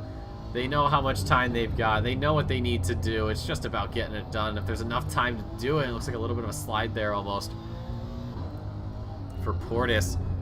Under the front straight again, around the final corner they go. 3 minutes remaining, and if my math is correct, we should be able to see 2 more laps before we have to enter final. So Portis will definitely try to use that to his advantage. Later on the break, still just a little bit later. Not close enough for a move, though. Just trying to pick up time where he can. This is where we talked about earlier. Your sector 1 is usually your best sector. And then 2, it starts to wane. And then 3, it just nosedives. As Portis appears to have missed his break point a little bit. So that time he made up on Patterson has just dwindled and diminished. Perez picking up a drive-through. Portis going very wide, possibly adding on to his track cut count. Don't know how much that is. Eric, welcome to the stream. Thank you for popping in. Hope you're having a wonderful day, afternoon, or evening, or whatever time zone you choose to identify with. Right now, it is Portis and Patterson giving us a bit of a show as everyone else has settled into their positions. It's Dornelis on top still. He's got about a second and a half, a little bit more, down to Pierce. Portis, despite his early lap misstep, he has made up this time beautifully. To Patterson, could potentially be going for a move. Dornelis has crossed the line. We are going to have 1 more lap after this. So it is not done yet. I'm sure Patterson was sitting there waiting for the spotter to tell him it was final lap, but it hasn't come just yet. So he knows he's got to do this 2 more times. And Portis also knows this. So these two not out of the woods yet. It's going to be quite the spectacle in these final laps. Onto the front straight again with this slipstream. How close is Portis? Not quite enough. 44.9 for both of these drivers. In fact, Patterson with a 44.98 and a 44.91 for Portis. So Portis having a lap that was 700ths faster than the 192. Aston Martin, he just peeks down the inside. Not quite close enough for a move. Slightly different line. Maybe try to get a straighter exit here. But it's not going to happen. He just keeps it pinned through the corner, using all of the curb that he can up the hill. Once more they go through the left-hander. He's not quite close enough. Will he try something here? And to the right, no, he won't. Just sitting back. He's trying to poke and prod for any time he can, waiting for the opportunity to strike. If he doesn't get it done at some corner this lap, he's got 1 more to do it. Through the chicane they go. Still quite even with each other. The pace here is phenomenal from these two. Could not ask for anything more. Dornelis crossing the start-finish line onto the final lap. He has had quite an interesting start, but managed to pull out a gap where he could. Portis, a lot closer now. He looks to the inside, slots back in behind though. Just trying to scare Patterson off of that P4. As they go into the penultimate corner here at the Hungaroring. They got the left-hander and the right-hander, and then they're onto their final lap, onto the front straight. You can see Patterson just not close enough, but we'll see. Maybe he gets a better exit out of the corner here. Got to be very gentle with the throttle. You don't want to overdo it. You will start to lose some time and start to drift. And speaking of time, Patterson, now is the time. He's got the slipstream, pulls to the inside, down to turn 1. Is he going to make the move stick? Yes, he does. Patterson, though, there's a touch, and it's Patterson that loses out. Tries to maintain a position on the track that just wasn't there. Portis, though, pulling ahead, finally gets the move done. Up into P4. For the man in the red and white and black Honda. Did not have the best start. Down into P13. Picked his way through the field. First place as he was the last person to pit. Then down into 6th. But now he's up into 4th. And I'm sure the stewards are going to take a look at that. If there isn't a penalty given out by the end of this race, there may be one afterwards. But what a battle these two have had. Lap after lap. Portis finally picked the time, but it is time for Dornelis to pick up the checkered flag. Another win for him as he crosses the line in P1. Thomas Pierce across in P2. Skylar Loverink A debutant here in the North American Corkscrew Split has done a phenomenal job and makes it onto the podium here. P3 for the 52 Ferrari, and just ahead is the Audi of Rasco in P13. Burke in 12th. Portis here getting around the back marker of Lewis. Portis, an incredible job here tonight. We'll see if there's a penalty added on post-race. But what a battle he's had. P4 for him. Patterson exiting the final corner. It's P5. Here's Clifford. He's got a 10-second penalty. Flomger will definitely be inheriting that P6. I don't know if Dag is close enough. We will see as he crosses the line. Is there less than 10 seconds? Oh, no, there is not enough. So it looks like Clifford will get demoted down to P6. Dag, if he was just a little bit closer, he would have had a free position. And he absolutely trashes that Audi. Austin Carpenter, P9. Braden Thompson, what a race he's had. P10 for the amateur class driver. What an excellent run from him. And Chris Frizza will be the last to cross the line here in P11. He's got a 10-second penalty, but 12, 13, 14, 15, and 16 have already gone through. But what a race we had here tonight, ladies and gentlemen. North American Corkscrew Split putting on quite the show for us. Hop through the timetables here. So overall, it's going to be Dornelis on top from Pearson Loverink. For the Pro-Ams, it is Loverink, of course, followed by Clifford and Frizza. Clifford does get promoted or demoted down to P7. So Dag, you see, a little over a quarter of a second off there. Now for the amateurs, it is Thompson, Parody, and Moyer. And the national, of course, is going to be our lovely little safety car. God bless its heart. But for now, folks, we say good night. Until next week to Corkscrew Split, as we have to hop on over to the North American Druids Split. So I'm about to work some magic here. All right, watch this. Watch the top right. You see where it says North American Corkscrew? Ready? Ready, ready, ready. Bam. Druids. And who's to say that we aren't professionals here at the OOR? Come on.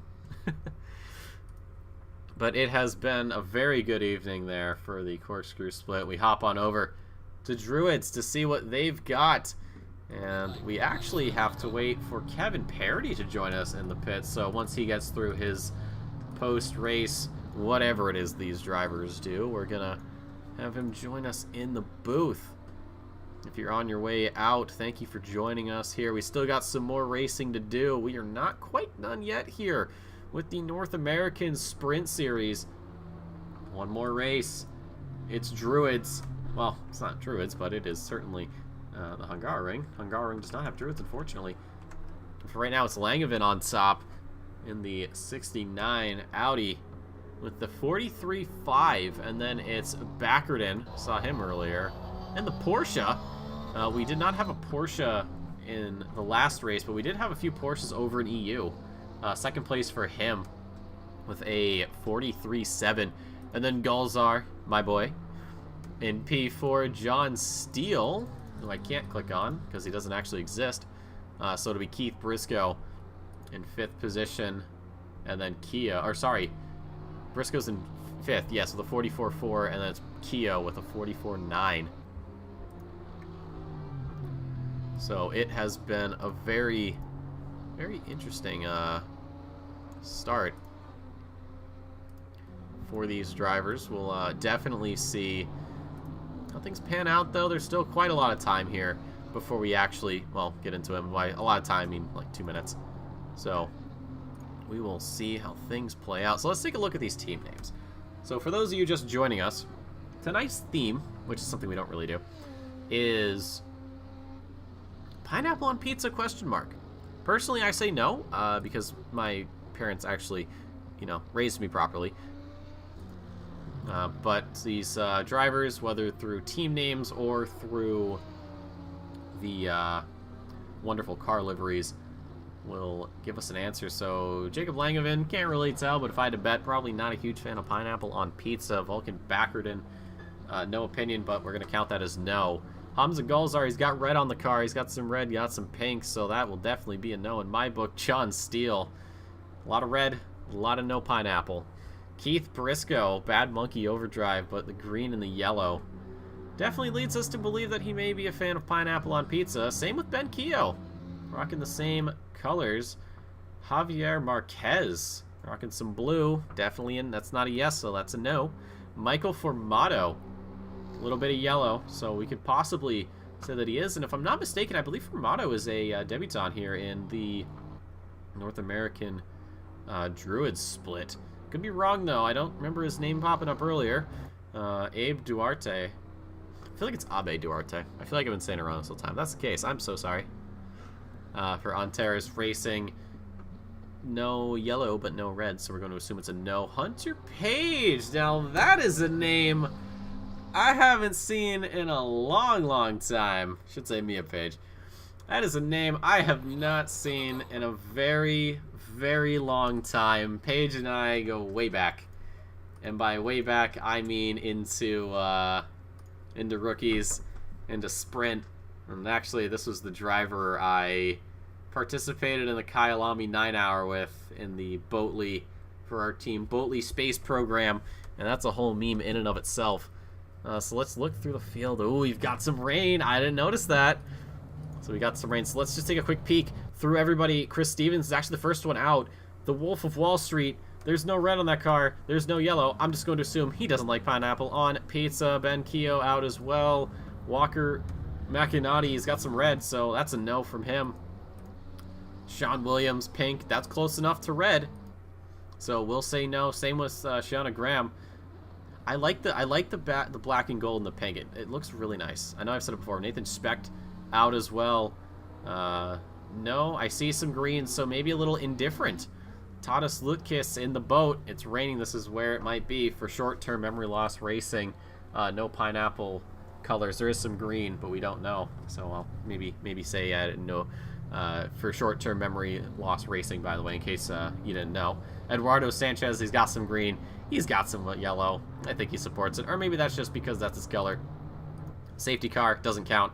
And Dave Hasser, this is the car I didn't want to talk about, but I have to. He says, who lives in a pineapple under the sea with the pineapple on pizza sympathizer livery? Dave, I know you're listening. I am disappointed. You will be hearing from my lawyer. I will find one, and it will be your problem. But for right now, most of these drivers getting out, getting their laps started. So Chris Stevens looks like he might actually have given position to somebody in the yellow Audi. So that is most likely Keogh. That is. So Keogh will actually be leading us through these first laps of quali, and I don't think it's going to let up anytime soon. We're going to have a damp qualifier, possibly a race. Who knows? Matt, I'm not even going to read that. No, that last half, the last 5 words, 4 words, 6 words, 1, 2, 3, 4, 6. I can count. That's not it. Ooh, and we see a spinning Mercedes there from Graham. Probably struggling on the wet. And say the safety car is the most important vote in this battle. No, it is not. The safety car is the safety car. It feels no two ways about the situation at hand. What's that Futurama clip? Whatever that guy, whatever the head says, that's what he's feeling. That's what the safety car's feeling. Right now, though, Ben Keogh will be setting the pace here for qualifying in Hungary. And especially in the wets, it is going to be very, very interesting to see how these drivers handle this course, because not only do you have to deal with cold tires just in general because of the nature of this circuit, you got rain. And look at the fans. No ponchos. These are absolute mad lads. They're not going to let a little precipitation ruin their race. They got bigger things to worry about. That being, well, race. So we'll see where the bar is set for Keogh and see who in this can match him. Good race course for take a P15. Hey, Frostbite, thank you for popping in. I don't remember the results from last race, but hey, you worked with what you got. You did what you could do, And that's all we really ask. Hopefully, you're getting ready for next week at Mount Panorama.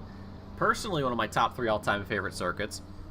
Top 3, it would go Spawn first because I'm like everybody else. Then Bathurst, and then Watkins Glen. Very good circuit. The Hungary ranks somewhere way down, kind of like next to Barcelona, which is pretty low down. So Keogh across the line, a 54-0 for him. So that'll be the benchmark. Stevens, P3, a 55-1, gets demoted to 4th. Spectre with a 54-5, and Falcon Backerton. Absolute banger of a lap. 52-002, almost knocking on the door of 51. Sean Williams, P6, 57-4 for him. We wait for a couple of other drivers. John Steele will be the next one across the line. PJ Shush, your opinion doesn't matter. I've tried pineapple on pizza. There's just something about it that I'm not. Yeah, like I'm thinking about it makes me feel weird. Stop. 7th for Steele, a 56-8. And we still got several drivers coming around. Page being one of them. Shoutouts to the former Bentley teammate. I still have that sticker on my computer. Never letting it go, ever. Not setting a time that looks like may have gone a little bit wide. So for right now, yet to set anything. Tadas Lutkis will join the qualifiers with a 55-6 as that gets overtaken. Believe it or not, by Briscoe? Not Briscoe. Who just crossed the line? Not Gulzar. Langevin? It was Langevin. Absolute banger of a lap there. 53-02. As we saw Spec taking to the grass. Definitely not going to help his lap time, but still has some time. Still 9 minutes to set a faster lap. Abe Tuarte, Page, Fermato, McInerney, Marquez, Sanchez, Graham, and Hasser have yet to set anything. Dave Hasser, as I say that, is coming through to finally start a flying lap here. See what he can do. Yeah, Frostbite, I 100% agree. Bathurst on its own can be fatiguing, but when you add an hour and a half and you have to do it lap after lap after lap, that takes a lot out of you. So hopefully you and the other drivers in your splits are getting all the practice you can. Obviously, if it's just you, you want them to have as little practice as possible so you get the most positions. I understand. I got you, fam. Don't worry. I got to beat 11 there. Anyways, should try banana on pizza with PJ. I swear to God, if I ever meet you, I'm probably going to hit you. I might. Maybe a little bit. The bacon I 100% agree with. Bacon on pizza, yes, please. Banana, I don't know. I don't know about that one. That's a yikes from me, Chief. Eduardo Sanchez actually doing a very good job. P6. Desi a la Pina. I see C in there, so that means... Does he think that pineapple belongs on pizza? I gotta brush up on my Spanish. It's not good. My Spanish has kind of been trash. I learned it in high school and I didn't use it until I started working in a grocery store, and then I used it a lot. Don't try before I judge. I don't know. The bacon, yes. Other than that, I don't know. Alright, let's see if I can,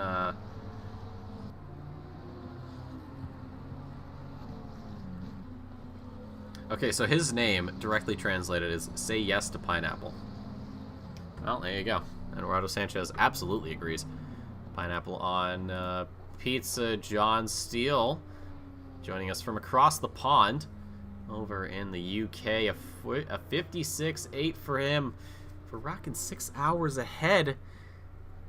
It's got to be about, what, 2, 3 in the morning for him. John, please go to sleep. My God, unless you're working night shift, then, well, do what you want. I'm not going to stop you. Tadas Lutkis, though, from Lithuania. It's probably, what, 8 hours or so ahead? I'm not too familiar with the European time zones. I sort of just work around Central European Standard Time, and that's about all I care about. That's only because of Trackmania. Other than that, I don't care. Well, then I guess also, like, EU split. Okay, there's that. Anyways, looking through the field, though, Backerton's still on top. Whoa, Tadas Lutkis. A little bit of drift action there for the Bentley. Very good job. That's actually the best line to get set up for that corner in the wets, believe it or not. So Tadas Lutkis, a very good showing there. Very skillful driver. It's Backerton, though, on top. Finally breaking down the 52 barrier into the 51. It's a 51-425. absolutely smashing it. Briscoe, 3/4 of a second back. It has been a very solid run for Backert, and then you got Keogh in third, 52.25. He's 3/10 up. He could potentially snag this P2. The wait and see. Goals are P4, 2/10 up on himself. Not going to take any positions, but he'll just add a little bit of a buffer back to Langevin, who is starting another flying lap. McAnulty in the pits with P6, 7th for Specht, 8th for Page, 9th for Sanchez, and Stevens is 10th. Gotta try banana ketchup, it's a thing. Ryan, I will pay you $6 to stop. That hurt to read. Speaking of getting hurt, these drivers hurt in these wet conditions.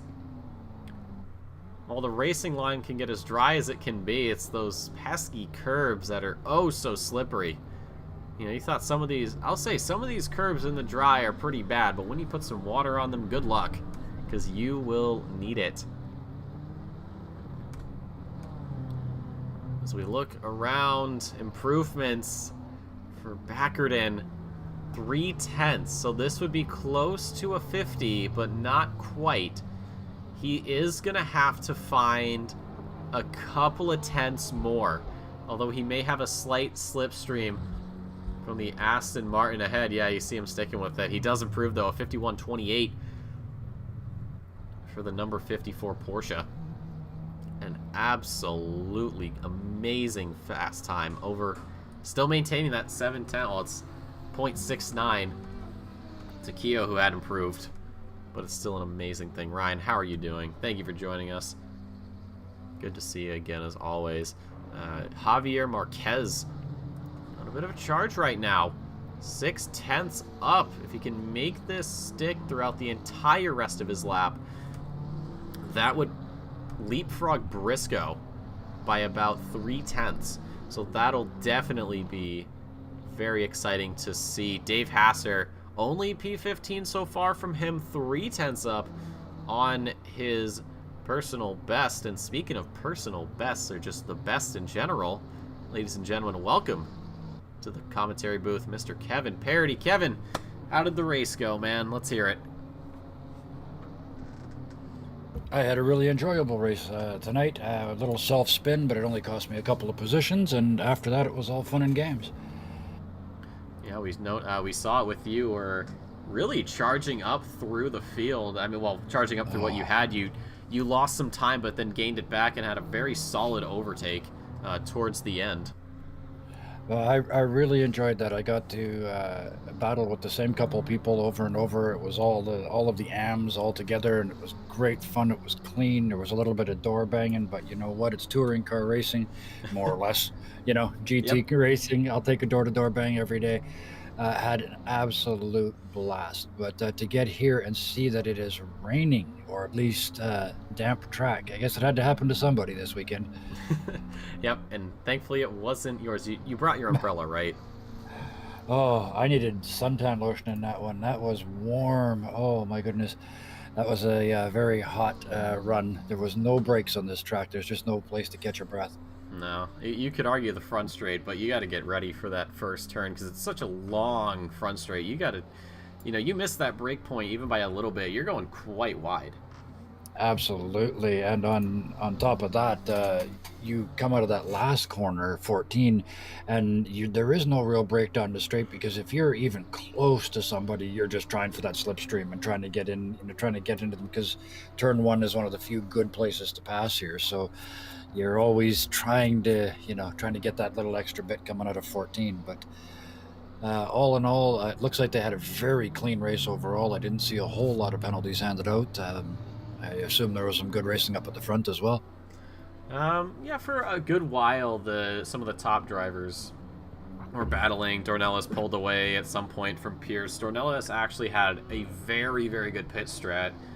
Pierce went in for the undercut, and Dornelis saw that, and he put an absolutely amazing lap in, and then went in for his pit and came out ahead of Pierce. So Pierce's undercut didn't work, and then there was a bit of a slight yo-yoing effect between those two for a while, but then at some point something must have happened off camera that I didn't quite catch, and Dornell's just pulled away, and that was it. At that level, one little wiggle, and you're not getting it back. No, you're 100% right, especially at a track like this. I feel like it's one of the more frequent wiggle tracks. You just wait for the other person to make the mistake. There's places you can put on pressure. There's places you can do that. I'm gonna pass you move when you know damn well you're not, but they have to take the defensive line anyway. There's a lot of places for that, the psychological warfare on this track, even though there is relatively few places where you're going to make a clean pass. That's true. We saw some of you guys trying to go door to door through. I think at one point you tried to go door to door through the chicane, if I remember correctly. I may have. I probably was still in shock at going 3 wide through the first corner. That was definitely not on the books. No. And there, so yeah, it got interesting a couple of times. And to be honest, I'm very glad that I got to the end with no pluses next to my name, no penalties to carry on to next week. So I'll take that all day. Yeah, we noticed at the start, Portis didn't really get the best start, and then he got mixed up with the Bentley, and then from there just started back on that charge. He was P13, then he got up into P10, and then once the couple passes more, and then pit started coming through, he was up into first, and then once he had his pit stop, he was the last person to get in there. He was down into 6th, fought all the way back up into P4. There was a bit of a moment between him and Patterson. I don't know if a penalty's been handed out. Obviously, if there was, we would have known by then, but it was literally the last lap down into turn 1. So we'll have to wait and see what can happen. But it was an exciting battle between those two for the last 10 minutes. On the last lap, if there's ever a time to be a racer and say I saw a space, I'm going for it. It's the last laps. I remember there was someone from the community who was let's say paraphrasing a quote. It said "if gap then car," and then it was said by some Brazilian. I was like, that seems rather familiar. Oh goodness! Speaking of familiar, Pingu, welcome. Hopefully you're having a wonderful day, afternoon, or evening, or whatever time zone you end up identifying with. We've got Stevens coming across the line here, P10. So right now it is Backerton on top with a 51.2. Not quite enough to break into the 50s, but certainly a solid time. And then it's Langevin P2 with that 51.6. Marquez a 51.8. Keogh a 51.9, and then Briscoe will start us off in the 52, so the 52.0. Hamza Gulzar 52.2, and then there is quite the gap, and of course it switched it over as I'm reading it. Whatever, this doesn't matter. And okay. The only news is it's a wet race. It is raining for the first 30 minutes at least. This might change everything. Although they've had their qualifying in the wet, that is not the same as 30 to 35 laps out here. That's true. And then here's the thing. If people get their pit stops done, what if it stops raining? Then what? Yes. Then there's the question of... And it even depends on how soon it stops raining. Like, if everybody finishes their pit stops and, like, the second the last person finishes up, it stops raining... Now you've got a problem. Now you've got to figure out how quickly will this track dry. But if it stops raining late enough, then it shouldn't really be an issue. We've also got 18 cars on the track, so if it's not raining that heavily, we might end up with something like a dry line, which is good for traction but hard for tire wear. So that might change things up too. That was the one thing I talked about, was just the tire wear here on this track, and especially how long it can take you to get up to temperature once you really do get going. And especially in the wets here, it does take a lot longer just because of the cooler temperatures. It is, yeah, quite a bit cooler as well, and the track is full wet. So yeah, they're not going to start on slicks and hope for the best here. At least I don't think anybody will. I mean, it could be like F1 where they all started on the intermediates, did the formation lap, and then realized, oh no, these things are useless, get me the slicks. But in that case, I don't think we have any Mercedes here, so we can't really have someone role play as Lewis Hamilton. We'll complain about the tires going off and then win the race. Bono, my tires are gone. Lewis, the race hasn't even started. They're gone. Okay, got it. Yeah. I heard he did that as like a motivator for himself.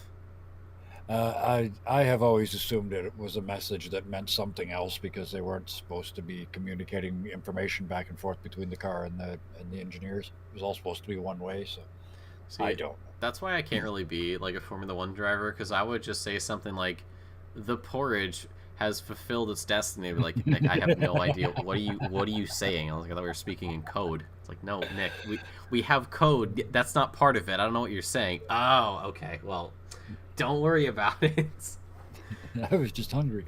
I was hungry. I just wanted some porridge. God, is that too much to ask? I I wanted just it realized. not too hot, not too cold, just right. Just right. Yep.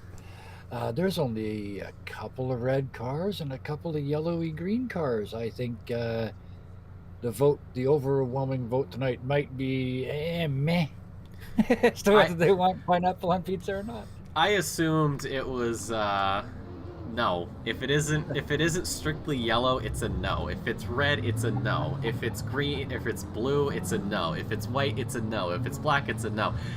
If it's not green or yellow, it's a no. Don't at me. Nobody at me on Twitter. Or any other social media platform. Just don't at me, period. I stand by my guns, okay? My guns say no. Although I was recommended, who was it? PJ said banana on pizza with bacon. And I said that the bacon makes sense. Oh, yes. You have to have bacon on pizza. It is the banana I'm not certain of. He said, don't knock it till you try it, but I don't know if I want to knock it. Well, I have the same technical issue with both banana and pizza on pizzas. I don't like either one of them by themselves, so why would I put them on pizza? So, but you know, to each their own. You want to put banana on pizza, that's fine. Just don't cook it in my oven. I don't want to smell it. That's fair. And then Ryan Garrity came in and said, gotta try banana ketchup. Apparently, that's a thing. Banana ketchup? Yes, actually, yeah. No, yeah. You're kidding. Yep. On a pizza? Yep. Yes. Yeah. You can get banana peppers as well. But that's a whole spice thing. But no, I know you can get banana peppers. I'm talking about banana, like Hannah banana. Yeah, slicing up a banana. Yep. Okay, I swear to God, the world ended in 2012. We're all just living like we're all like dead, but it's like your brain just going through a life, and it just feels like forever. I promise you. Oh my God, I don't even. Anyways, we're all in Elon's hologram. Let's race some cars. We're all in hell.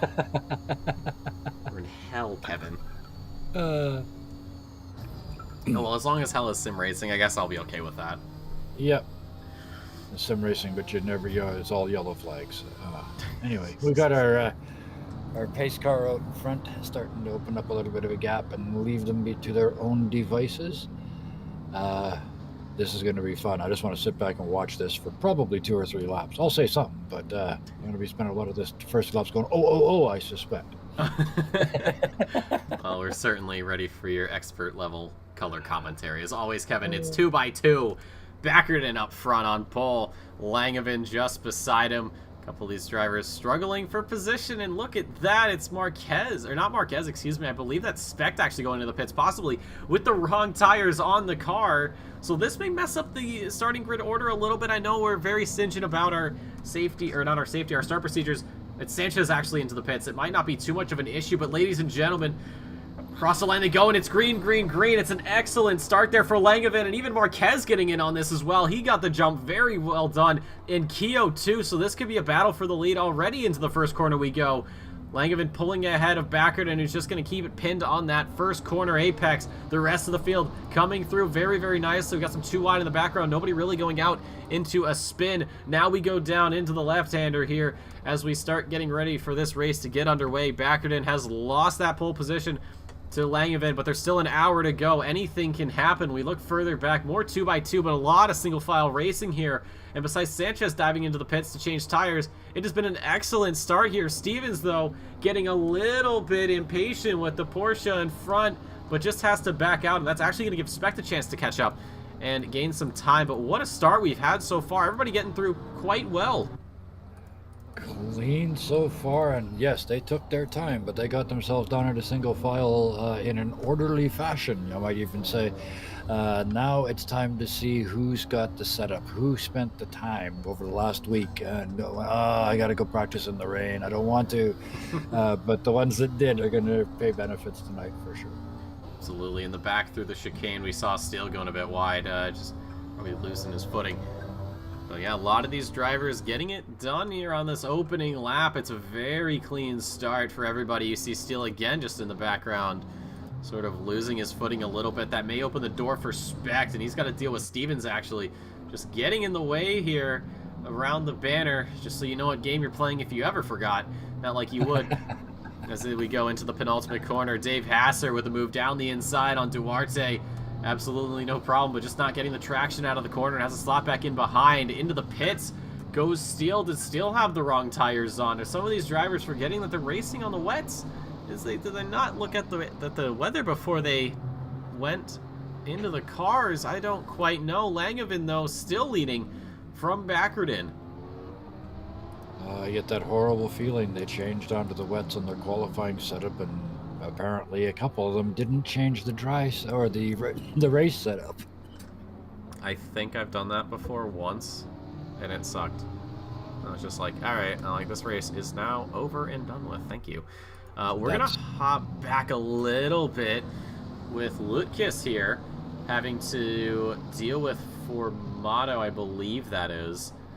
Who has gotten around a couple of people as we see Page off into the grass. Not the place you want to be, especially in a Lamborghini. I don't believe they make lawnmowers, and mowing your lawn in the rain is not really a good thing. You get that chute clogged up. Well, they make tractors, so we'll see how that... Whoa, our leader has... God, that was very, very close. We need to roll that back and just see what happened. I don't know if Langevin just got on the power a little too eager here. What happened? I was actually watching it, and yes, I don't believe there was any contact at all. In fact, if anything, Backerton had to let off to avoid an incident or avoid getting sucked into it. But yes, our leader, I believe, over-accelerated coming out of the corner in the rain, and it's all changed at the front. I think he just got a little bit onto the grass as well. Just it's wet tires on a wet track, and despite that, you have the tread. It doesn't matter. So no. He just goes into the wall. So Backerton inherits that first place that he got at the end of qualifying. He's going to be happy with that, just leading these guys once again down this front straight onto another lap. You can see the front end of Langevin's car. Better to get some damage now. If you are going to get damage, get it before your pit stop. It'll get added on, but hey, it'll be faster later on. I know for a fact that we need to just keep an eye on Backerton in that Porsche. We know how rear happy that thing is. And you mix that with the wet and a lighter fuel load. If you get damage for some reason, I mean, good luck. That, and you've got some, there's some recognizable names coming up behind you. Keogh, Marquez, Gulzar, and I'm sure Langevin has got, feels like they've got something to prove now, damage or not. That's the top five, and they are still pushing each other. The front still less than a second. It's excellent to see from these guys. Incredible stuff. The race just about 5 minutes old, but anything can happen over the course of this hour. Once these next 10 seconds tick by, then the pit window will be open, and we'll be keeping our eyes on the weather report from our favorite local news weathermen and weatherwomen. Depending on what happens, if some drivers come in and pit early, hopefully it doesn't get too dry and they'll have to pit again. That's, yeah, the wet tires last. As long as the track is wet. They'll but just as I say that, the track is down to damp. That changes things. Now we've got tire wear on these tires to really start to consider. They're also coming up on, unfortunately, on Sanchez, who has made the missed call earlier, but they're in that awkward position where they're probably as fast as the pack, but they're about to get caught by it. But this rain and it going to damp changes everything again, and we're only 6 minutes in. No, that's true, and the thing we have to remember is there's only 17 cars out on track, so even if there is a dry line that is made, how quickly will it get covered up again? And, you know, if it's a nice steady sort of change from, you know, wet to damp, maybe a little bit dry and back again, then it might not be a huge issue, as we do see Formato going down the inside of Lucas. Looks like he might have just lost the Bentley a little bit, but he's not quite done yet. He does have to slot in, but he does have that inside line. Will he go for the move? No, he won't. Williams will actually have a bite at this. Has to back out. You know, things heating up all over the place. Keo having to deal with Marquez, and then you've got Gulzar there in the background. Langevin and Briscoe behind him. And Backerton trying to open up a gap where he can. He will be pulling up onto Sanchez here probably soon enough, but for right now, these guys just getting the battles going. They don't even want to wait.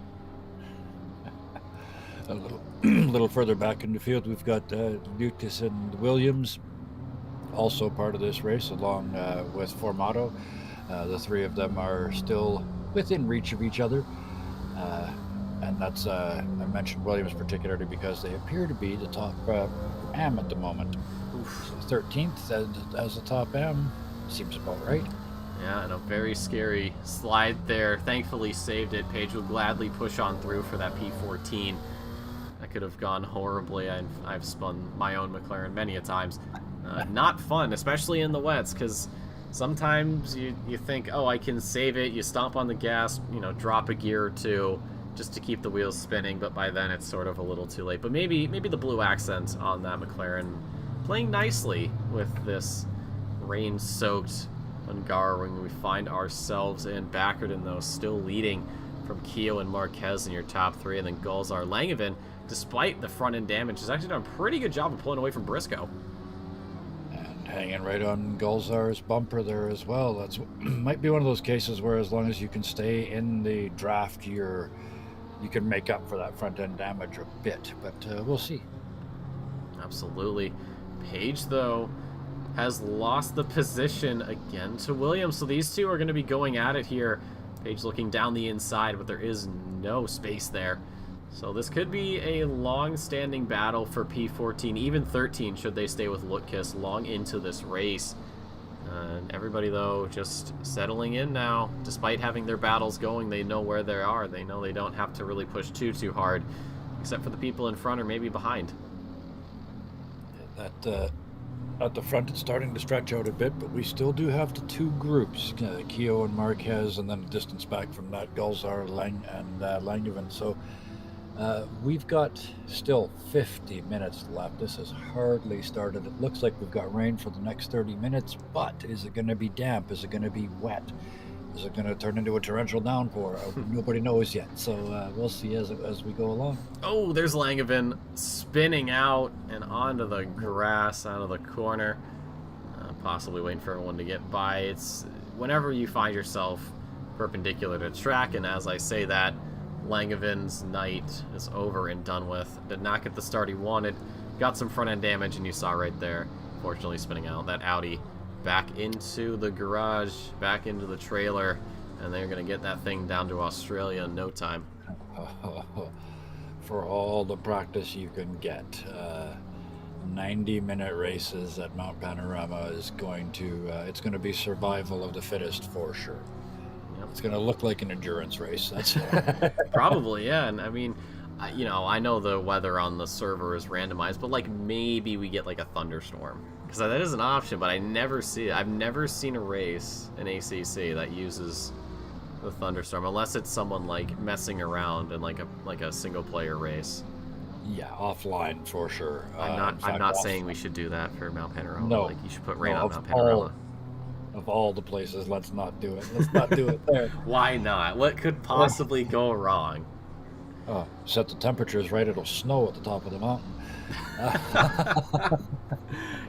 You know what? If it was a little in probably a different spot, a little further south. I don't know where it is exactly in Australia, but if it was further south, maybe off the continent levels of south, yeah, you'd probably get snow up there. Our third and fourth still, actually second, third, and fourth are still in contact. Third and fourth, I would say, are still engaged. First is getting away a little bit. Over 3 seconds now for Backerton's lead from Marquez, Keo, and Gulzar. Yeah, an excellent job, Backerton, getting around the back marker of Sanchez early on. So he will definitely be using that Pineapple on Pizza supporting McLaren to his advantage to try to hold these guys up behind just so he can stretch his legs and get moving. Although, on this front straight, we could possibly see Sanchez pulling aside, but it doesn't look like it. A little over a second, so the blue flag's actually not coming out just yet according to the game. Yes. And There it is. it is hard to get out of the way on this track. It's such a one-line track, and I imagine it's even worse in the rain, but you really have to sacrifice time to let the leaders go by, and there we see an example of it. It's just like somebody just went, nope, go. I'll wait. That's exactly what happens. Sometimes that's the right thing to do, as long as you don't do it directly in front of somebody that wasn't expecting it. That's very, very true. I know we talked about in the European broadcast of, when do you do it? How do you do it? Do you use your blinker? Do you not use your blinker?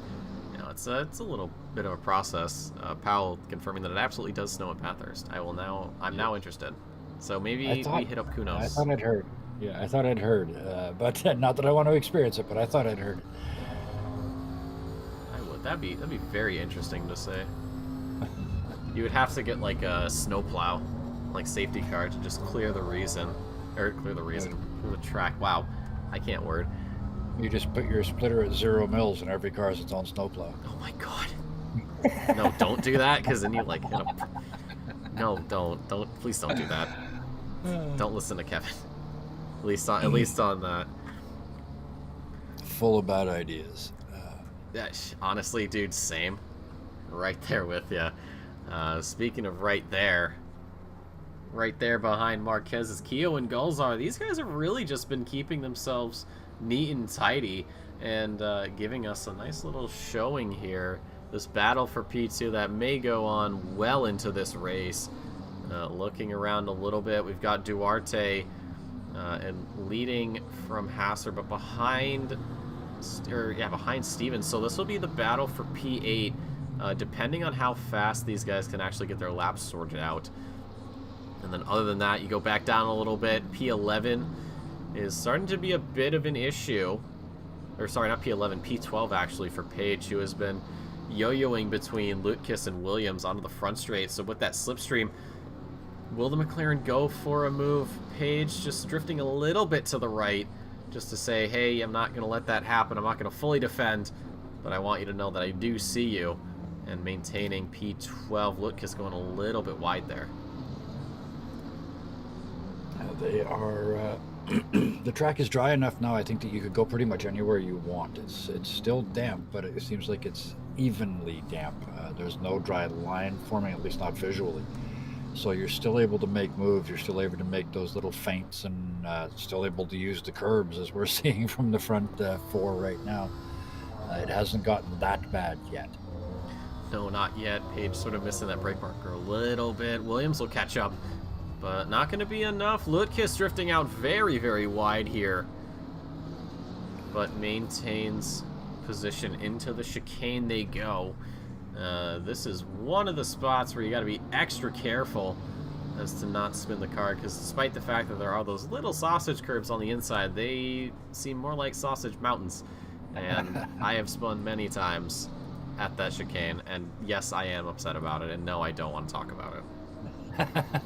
All right, we'll talk about the train that's forming back there. Then from Lutkis all the way back to Formato, they are just all over each other, sliding and getting very racy for 45 minutes left. Yeah, it's been good as we see Graham there, a little bit of almost a spill there. Graham actually did not get the best start, ended up in dead last, but has done a very good job of making up positions. Did get the overtake done on Formato earlier on, so we'll see if maybe they just bank on these three fighting long enough to catch up. Back up front though, Javier Marquez still dealing with Keo. Keo has not let up the pressure here, and same with Gulzar. They are at it again, yes. And you can see they're pushing, trying different lines, wiggling under braking, wiggling under acceleration, missing apexes. They are pushing hard, all three of them. Meanwhile, 4 seconds ahead, Beckerton, I think, is probably ordering pizza with one thumb while they're driving the race. Oof. Marquez going wide. Golzar, a move? Oh, I thought he maybe had a move on Keo. Marquez, though, did run wide there at the exit of the chicane. Thankfully, did not really lose that much time, and more so, didn't spin. I think if he spun, it may have been into the front bumper of Keo or Golzar. Even Briscoe, as you see him just in the background there. Right now, I think Marquez may have been a bit spooked by Keo. Keo looks for a move down the inside here into 13, but no door is open. He's got to go find the key, but he's got 43 minutes to do so. I'm watching Golzar's car, and it looks to me like under really heavy braking, the front end is just understeering at the last moment. It's happened to them a couple of times, and at first it looks like they're missing their braking point, but I think they might even almost be locking up. Well, let's listen down to turn 1. I don't know. Great. Nope, not that time. That time they nailed it. The one time we had to show something, and sure. Golzar's like, nope, you don't get that luxury. But that's okay, because Keo is harassing Mark. Yeah, Marquez still has not had a chance to breathe. And even when he's made a mistake, there's been enough of a gap to where it's been a bit of a relief, if you will, to know that even though you've made a mistake, you haven't lost out entirely, but still doing everything he can to try to pull away. Perhaps seeing that Golzar maybe pulling up a little bit on the 33 Audi and saying, well, they're going to fight, I might as well take advantage.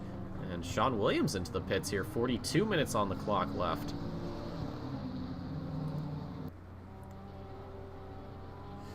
Look down.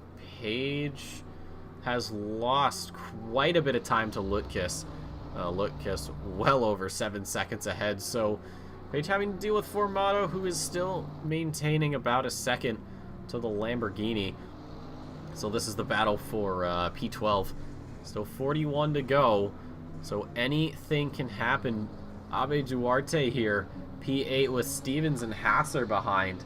So these guys have been sticking pretty darn close, and we'll potentially see maybe a position change later on in the race. But for right now, just holding strong. Keo, the first of the front runners to actually go in. Is this the super mega ultra undercut of the century?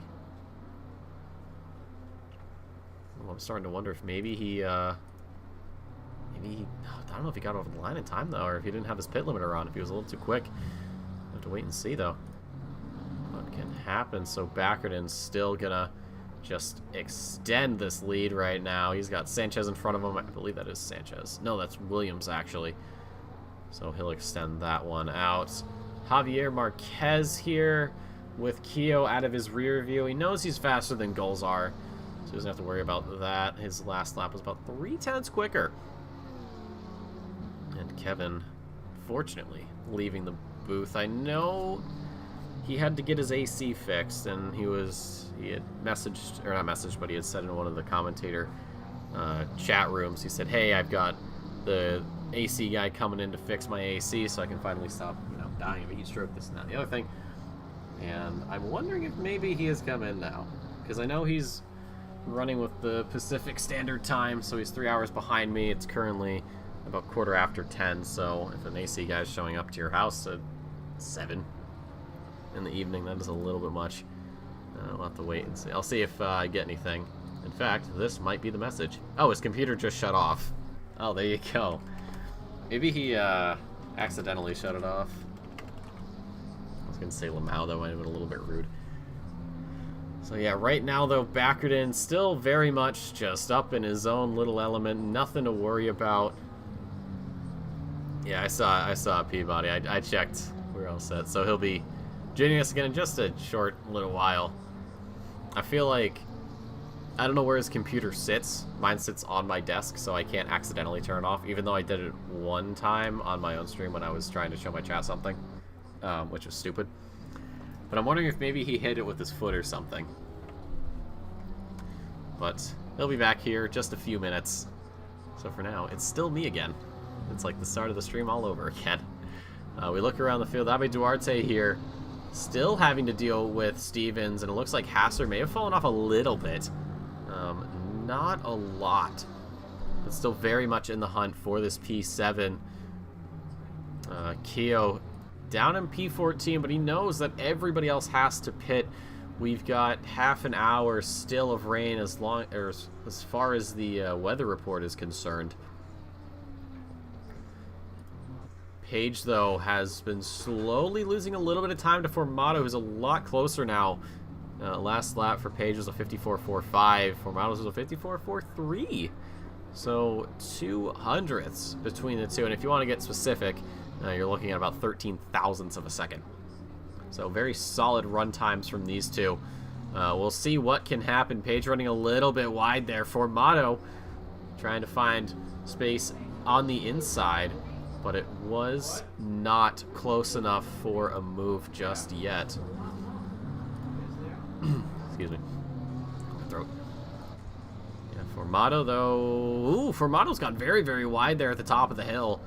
Perhaps just missing that little brake tap, but has still managed to stay close. So for the time being, Page still has to worry about this charging Aston Martin.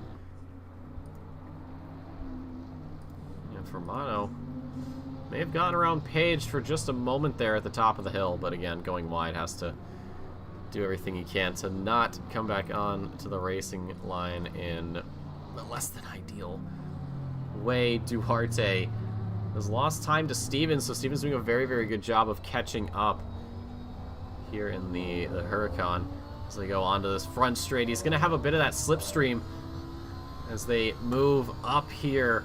You can see that Duarte is doing everything possible to keep ahead, and there is enough distance for that to happen. Lutkis goes into the pits, Specht into the pits, Formato into the pits. So Formato actually going to go for a bit of an undercut here onto Page. So now Page sees this and has to say, all right, am I pitting this lap or am I staying out for longer? If I'm pitting this lap, I have to have an incredible pace to get this done. We saw it in the first race this evening with Dornelis and Pierce. With Pierce pitting first and Dornelis having an amazing in-lap and then managing to come out ahead of the man behind him, of the Audi behind. So Page will now have to replicate that as best they can. Ave Duarte still with Stevens in his rear view. He's opened up a gap, though. It's about 7/10 or so. Very good news for him as we get to just under 36 minutes here at the Hungaroring. That pit window still open for half an hour, so these drivers have more than enough time to change onto a new set of tires and get back out there. Lutkis on his way out of the pits. It's good news for him. We've got Sean Williams, who will have to let Marquez through here as they go down into turn one. Just a slight lift there for the 720 McLaren, and through goes Marquez, just getting around a back marker. Nothing too stressful. Duarte stays out. Hasser goes in. So Hasser also attempting the undercut onto the two Lamborghinis in front of him. We're going to look to Page, see if Page goes into the pits, pulls way off onto the right side in. So the question now becomes, will Page get this pit stop done in time? Or will Formato get the move, or get the undercut? Right now, Formato is on the outlap from that pit stop, going through the chicane right now. Page is still working up towards that pit box. We did see this with Dornelis being far enough up to where he was able to get those tires changed and then get back out and get in front of Pierce. So the question is, does Page do the same thing? Out of the pit box we see in the background is Dave Hasser. Michael Formato getting up to turn 12. And then up here into 13. We're going to wait and see if this undercut has worked. Paige still in the pits. Paige actually is now away. And it looks like the undercut from the Aston Martin has not worked. Actually, Formato back into the pits. That is very interesting. Could he have possibly put the wrong tires on? Did he accidentally switch to slicks and now has to come back in for a new set of wets? That is, well, I don't think Paige has anything to worry about now. Formato going to lose so much time. Williams picking up a 10-second penalty, possibly for speeding in the pit lane. We do not know quite yet. So we hop back on track. Duarte with Stevens, who is quite a lot closer. Seems to be just that yo-yo effect we always talk about. You lose some time here, gain some time there, lap after lap. You might be ahead at the end of this lap, but you might be, you know, not as far ahead by the end of the next lap. And it appears as though these two Lambos are doing just that. We're going to look up front for just a hot second. We're here with Keith Briscoe in P3. Hamza Gulzar, P2 right now for him. And, well, Backerden sort of just in his own little zip code right now. Absolutely nothing to worry about. We have, I believe, about half the field already doing their pit stops. No, a little bit less than half. Actually, no, half, because there's only 16 drivers. So, yeah, half the field going in. McInerney grabbing a drive-through. That is going to be for track limits. We've talked about the track limits here at the Hungaroring, where some corners are forgiving, some corners not so much. And unfortunately, McInerney is finding that out firsthand. Backerden opting to stay out for yet another lap. Hamza Gulzar as well. Keith Briscoe, same thing for him. Same with Javier Marquez. McInerney, or McAnulty. In fact, there's an L. You gotta pronounce it. McAnulty is also staying out right now. Duarte Stevens, very, very close there to the Lamborghini in front. So we'll see if the 133 Aston goes into the pit lanes or not. It looks like he will, just to serve that drive-through, maybe even go for a pit stop. Don't know quite yet. And the two Lamborghinis, oh no, Duarte goes into the pit, so he's going to try to undercut Stevens here.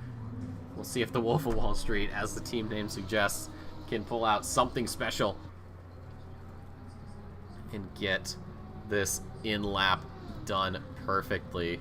McAnulty looks like just going to get the drive-through done. Doesn't look like he's going to opt for tires. As far as I'm concerned, it doesn't count. If you pit, you still have to serve the drive-through. So it looks like he will. Formato picking up 5 seconds. That may be speeding in the pit lane. Who knows? But there it is. McAnulty on his way back out.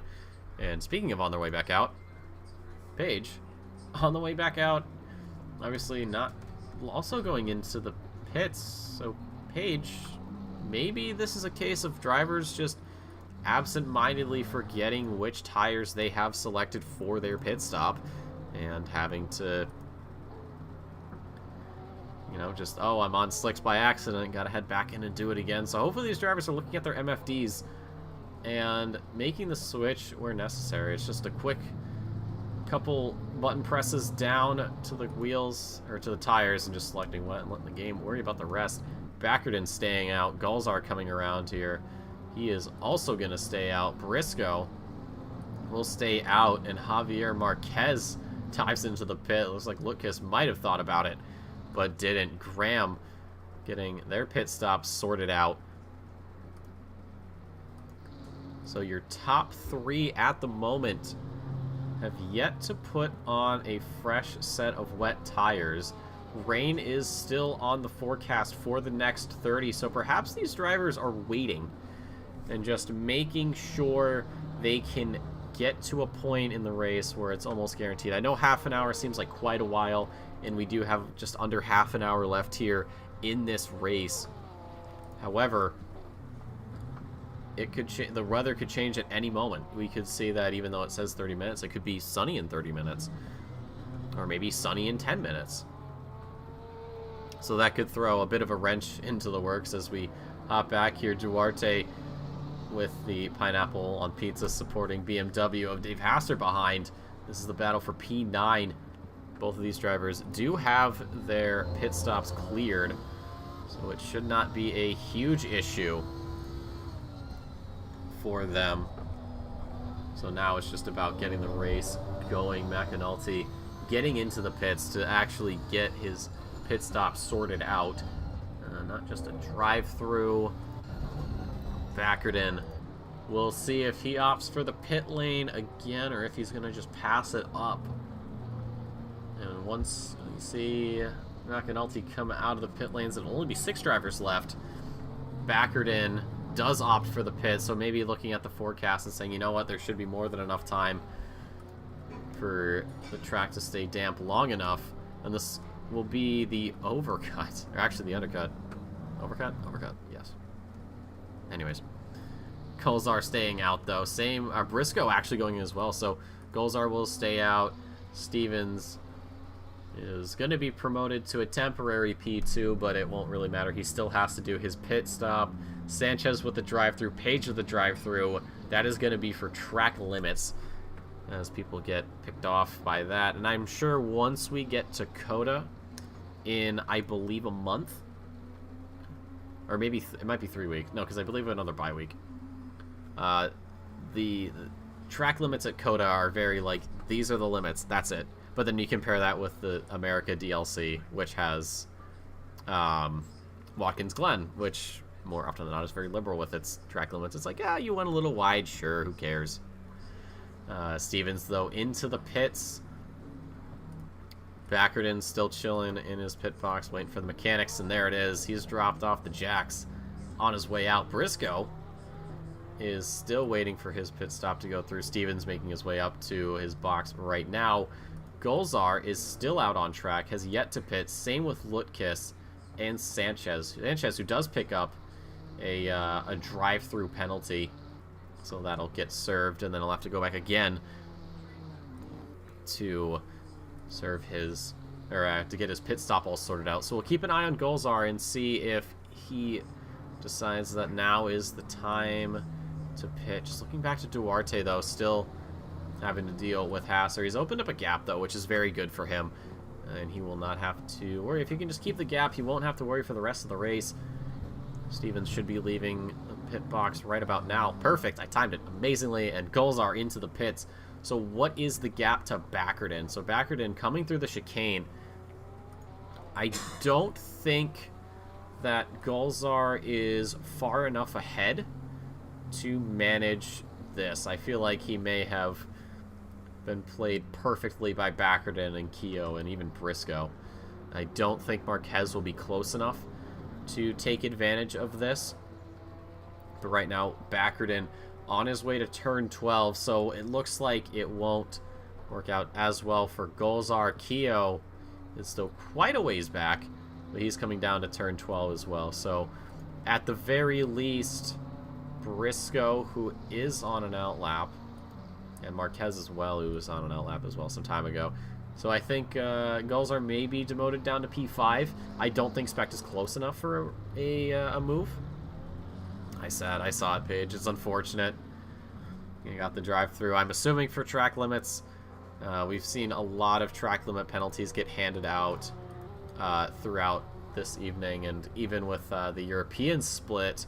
Where is Backerton? So Backerton's gotten the move done. Backerton will take that P1. Golzar is out on track. It is the pit stop timed perfectly. Keogh tried to make the move, but there was a Nissan there. And Golzar maintains the second position. That was a pretty closely timed pit stop. And Kevin, I didn't even notice you were back. Welcome back. I was too busy commentating. How did you turn off your PC? I did not, actually. There was a thunderstorm in the region, so we're hoping that whatever happens doesn't happen again. But there was an almighty thunderous boom, and then I had no computer, so I've restarted. We're back, and it looks like I missed some stuff. Yeah, we've had some changes in positions. Backerton has regained his position, and Golzar actually up into P2. So despite the sort of the undercut from other drivers behind, he timed it just well enough for him to gain P2 out of the pits. Keo tried to make a move down to turn 1, but there was just not enough room as it was occupied. But we've had a few drivers drop out, unfortunately. But other than that, most people are getting through nicely. We just have Sanchez and Lutkis yet to pit. McAnulty has gotten around the Bentley, but he doesn't really have to worry because he knows the Bentley will have to pit at some point. And Sanchez just sort of off hot lapping right now, still with a pit stop to serve 18.5 on that one. And I see also Keo has not let off at all and has closed the gap right up behind Gulzar now. The two of them still racing for second, but in the opposite order that they were when I was last here. Yeah, no, Keo had gone into the pits earlier than Gulzar, but Gulzar had managed to just keep things sorted out cleanly and has benefited quite well. We still have rain for the next 30 minutes, so I will be amazed if the clouds suddenly just clear immediately. But if it stays at this difficult damp condition, I mean, it's not greasy. That's a worst case scenario. I think even the good drivers will tell you they'd rather not drive on a greasy track. But damp is still challenging, but it's at that place where it starts tempting you to try a little harder and go a little faster. And if you've got the talent to back that up, you can make up some time and race like these two, and if you don't, you end up in the wall somewhere. Like one of us. Oh, Keo. Like I did. Yeah, exactly. Keo, though, thought about a move down into the chicane. Just wasn't enough. Briscoe into the pits again. I wonder what that's all about. Welcome, Raphael, by the way. We get rain. I may have done a rain dance at some point. It did rain today, so... It had to happen to somebody. If I remember correctly, the Asia Pacific race had it in the free practice, or was it in quali? And then North America or Europe was rain-free, and tonight, by the time I got over here to join this race and I saw it rain, and I thought it had to happen somewhere. The numbers have caught up with somebody. I'm just glad it isn't me. 100% agree with that. I always like rain races. It just adds that extra bit of tension to the air, especially because your brake markers get moved around quite a bit. And you change your TC settings, you change your ABS settings. If it's raining hard enough, and even if you're going slow enough, and you lock up, that's a lot of hydroplaning. And so much driving with your fingertips, I think, is the phrase I'm looking for. Where you can't make a big move, you can't dive, you can't brake heavily. Everything has to be done like there's eggshells under everything. Yeah, we just saw it's Duarte and Dave Hasser having a little bit of a bump there, and that'll actually give Stevens a chance to catch up.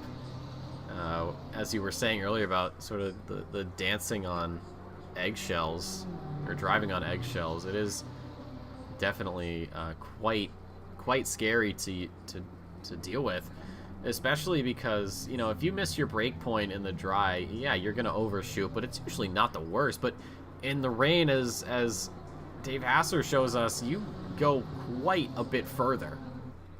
Yes, you do, and you forget that once and go back to your old break point, and you do what just happened there. Luckily, no long-term damage, and nobody taken with you.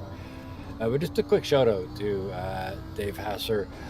They were the steward and chief person in charge of the first race tonight, so they hadn't got more than 2 minutes to get from that stewarding position into their rig and then starting this race practice. So shout out to everybody that's doing that every week. It cannot be easy. I'm doing it the other way, which is easy. I race first and then I talk. But having to talk first and then get into the race mode, that strikes me as being very challenging. Yeah, I think we've had. I don't think here in North America, but we have had in some of the other regions, and I believe AP especially, we've had commentators who partway through say, "Hey, I gotta go. I gotta get some practice in." Yeah. Keith joining us couldn't change to wets. That is very, very interesting. Changed to wets in the MFD, but somehow you got dries again. Just blame it on the game. Actually, that's probably all you can do is blame it on the game, because it shouldn't be like that. It shouldn't be like, hey, you're going on to wets. No, you're not. You're going on to dries. So that is quite unfortunate to see. Sanchez into the pits now, so it's just Lutkis that has yet to pit, and we hop here with this battle for P2. Gulzar has lost some time to Keo. Gulzar had a last lap time of a 51.9, Keo a 51.7, so just slowly reeling him in. This is the move from Dave Hasser, making that position back that he lost a little bit before. Oh, and then repeats the error, exactly the same spot, and loses the position back. Oh dear. Xerox mistakes. Those are the worst ones. You did it once, that's a mistake. You did it twice. Oh, let's not do that again. No. It's especially frustrating. Yeah, sometimes even when you say, okay, I've missed my break point, I shouldn't be braking here, I should brake here, and then you back the break point up, and then you overshoot again, and then you sort of keep going back, but then you find out that you've gone too far, and now you're like braking way too early, and then you bring it forward a bit, and then you're braking way too late, and it's just that weird sort of purgatory of, I'm not getting it right, and I can't get it right, but I'm not getting it so wrong. What's happening? Dave Hasser probably trying to find the break point for turn 1, but at the moment not too successful, but hopefully very soon we'll be once again on the charge to Stevens. Him and Stevens have been just trading that position back and forth for what feels like forever. And there's nothing like a good race. It doesn't matter whether you're like Gulzar and Keo racing for second, or you're like the ones that we were just watching back there, Hasser, Stevens, and Duarte racing for 6th, 7th, and 8th, or even the ones that are even further back. If you got somebody to race with, you're having a good time. At least I assume you are. Yeah, I can agree. It's much better than, being in no man's land and just sort of hot lapping for the next, forever. I believe Walker McAnulty will actually show us exactly what that is, as he has quite the gap to pretty much everybody. Oh my goodness, yes. 17 seconds in front and 10 seconds behind. They can literally not see another car on the track. And this is not a long track either. So that's, that's a lonely feeling. And it's easy to kind of lose your rhythm and lose your pattern when that's happening too, because there's nobody to chase. There's nobody chasing you. There's no gap to close that's of any importance, at least this late, 16 and a half minutes left. But you got to keep going because it's raining. Somebody can make a mistake. You could be close by the end. So you just have to stay focused, and the rain does not help that. No, it does not. Speaking of mistakes, Marquez picks up a drive-through. If I'm a betting man, probably for track limits. We've been talking about it all night. We talked about it earlier in the U broadcasts. This track in some areas, it's very, very lenient with its, track limits. In other parts, it's white line is white line. It is, and in the wet, I'm sure that's even more challenging to maintain, especially when you're trying to close up. You're a little bit back, but you can still see them. They're still in the race. You've got a shot, and then you slip slide, and that's it. You've got your drive-through, and you start doing the math in your head, and you're done. So. Yep, I agree with that. McAnulty into the pits. Lutkis has yet to pit. Hopefully his MFD is working. He's still got 10.5 minutes to get that sorted out. You never want to get hit with that post drive-through penalty, because I know you have 3 laps to serve it, and I believe it's 30 seconds? It's a big one, yeah. And it's not difficult to do. You can do a pit stop and not get credit for it because you didn't stop in the right spot, or you were outside of that 5-minute window, or that that 5 minutes in and 5 minutes before the end window. There's lots of reasons why they don't count, and you don't necessarily in the heat of battle look over there because you think you did it, so you're not looking for that one or that green bar. You're just driving. So hopefully it's not a surprise. Hopefully this is part of their plan. Well, I think we heard Lutkis's race engineer in the background there yelling at him to get his butt in the pit lane. But right now, it's really just the Stevens, Hasser, and Duarte show. As a lot of these guys are just sort of out doing their own thing. Gulzar with Keo still in spitting distance, but not close enough for a move. Marquez still out there on track. Probably doesn't want to serve this drive-through, but will have to, so we'll see if they come in. just pass on through the pit lane. This may be at least a 5th place demotion, but could be more. So into the pit lane, Marquez Go is going to be very careful about the that pit entry line to make sure he isn't speeding.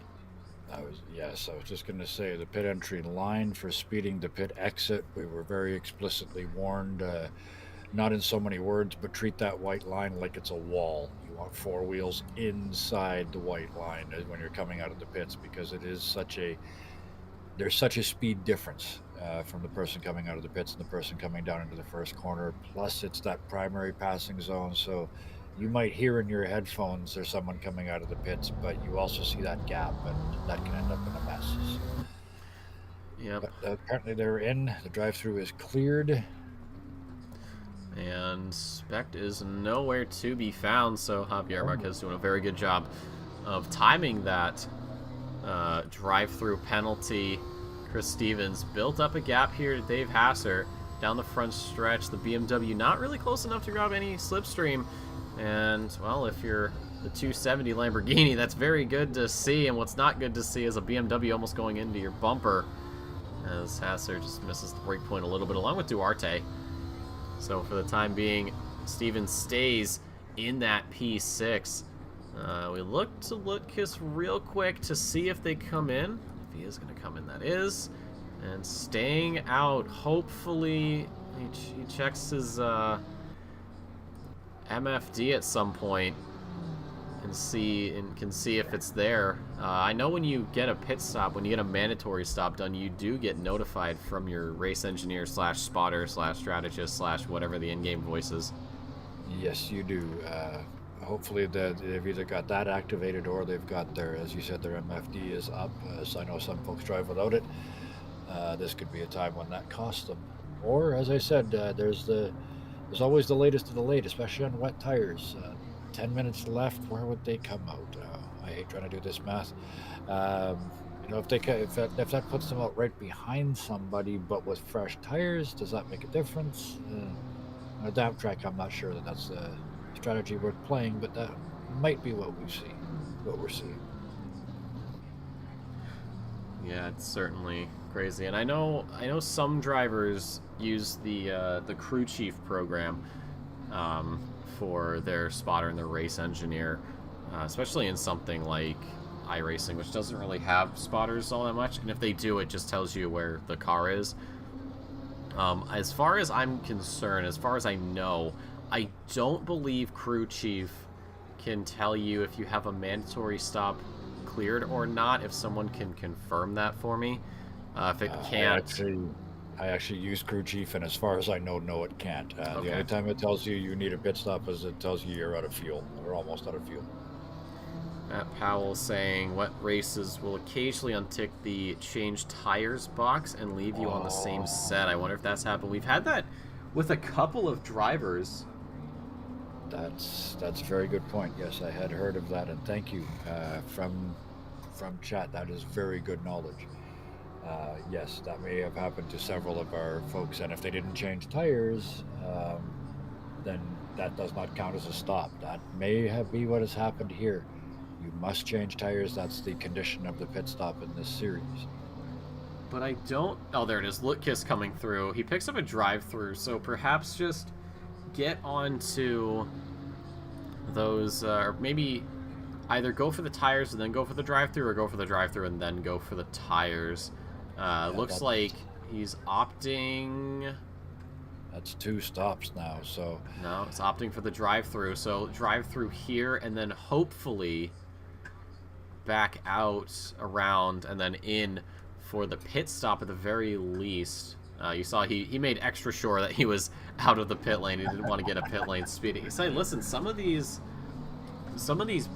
pit lane exit lines, some of them are like you can have like half the car over. Some of them are like you need the full car over, and you never know. Yeah, and it's there. As I said, they made it very clear to us pre-race that was in fact going to be the case, that we were essentially all 4 wheels inside. So they, assuming they got the same briefing we did, they have been informed. Yeah, Matt Powell telling us you can't serve a stop. Well, you have a drive through the game won't let you, so there you go. So if Lutkis, oh, hold on, we've got an Aston Martin there off the track. That is Formato. Looks like he's had a bit of a spill. Let's see if we can pull it back a little bit. So he goes into turn 1, runs it out wide and just onto that AstroTurf. Yep, there it is. Bunks the wall. Thankfully not too much damage. So, I mean, he's already at the back. You know, it doesn't really matter that much at this point. But it's still unfortunate to see. You still hate to see it. Oh, yeah, watching the replay. That's enough times to say no a whole bunch of times before you hit the wall. Just no, no, no, no, no, no, no, bang. So, You could say it in other languages, too, if you really wanted to. You could, yep. That looks strangely familiar. I was inside that car about an hour ago. You don't drive the Aston Martin, you drive the BMW. Hold on a second. Who are you? The spin was exactly the same. Yeah. Turn for wheel for wheel. Yeah. Well, thankfully Formato is able to carry on. The Formato, the formidable, has no issues. Lutkis staying out. I don't know if that MFD's been updated. As far as I know, he hasn't been in the pits. I don't really have a way of checking that, so hopefully he sees that as he runs it a bit wide there. Maybe he pulled the stream up and heard us say he hasn't served his pit stop, and now he's starting to panic because he's still got 2.5 minutes. So if he doesn't pit on this lap, he may have a chance. Actually, no, he won't have a chance at the end. So either he pits now or that's a penalty. And I'm sure if it is a penalty and he doesn't know that he hasn't, or that the pit stop hasn't updated properly, I'm sure that's going to be a discussion with the stewards. I suspect, and I think Matt from chat is probably absolutely right. The wet tires will, or the wet races will occasionally untick that change tire box, and on wets, going from wets to wets, you might not even notice that you've not gone to a new set, because they're gonna feel fairly similar. There isn't a lot of wear here in this kind of weather, so yeah. And if they don't have that up or they're not looking, they may very well not know that they're about to get a penalty. But here's the thing. Here's the thing, though. Pit stops are 30 seconds. So if you go into the pits and you don't have the tire or the changed tires ticked, as we see Lutkis pulling off, then you'll know that you haven't had your pit stop, because regardless of what you do, if you know, it doesn't matter. You know, even if let's say you put fuel in, fueling happens at the same exact time as tire changes. So that's the 30 seconds that are going to happen regardless. If you go for damage repair, that's where you start to have some time. So even if you do that, it's not going to be that long. So you should know. And unfortunately, Lutkis is out of the race. I wonder if it's a combination of the things you mentioned. If they had taken damage and fuel, and those two things, repairing the damage and putting the fuel in, came out to around 30 seconds. That could also be it. Keith Briscoe saying exactly, I only noticed because I had a 25-second pit stop, which was the amount of fuel I called for. So so this may be, I'm going to just chalk it up to a bug in the game, as it being, you know, the wet races unticking the change tires thing. So hopefully, if that is a bug in the code, and I'm going to assume it is, I hope that it gets sorted out sometime soon. It's almost sorted out there. Was Stevens was getting spun by Haas. I guess they were tired of us talking technical and was like, all right, guys, shut up. You want to watch some cars go fast. These two are still going. 5 minutes left. They got to be on their last nerve by this point. Just focus. There's a pit window closed. And actually, it appears that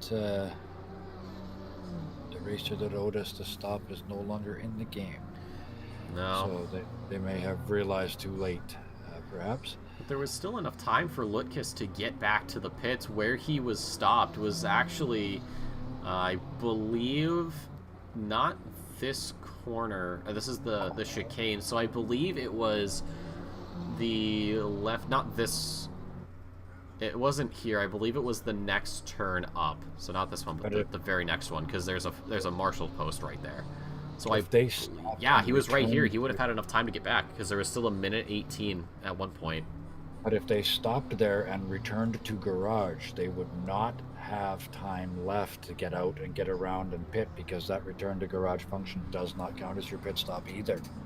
Right, but what I'm saying is that if he, was like stopped and then was talking and then they were like, no, you haven't served it yet, and you could have gone, okay, I'll do that. So he could have pulled out back onto the track and gotten into the pit lane and gotten into his box. Then he would have been cleared. So I don't know what this is. Matt Powell saying, depending on the amount of fuel plus any damage he might have had, it might have been around 30 seconds and just not noticed.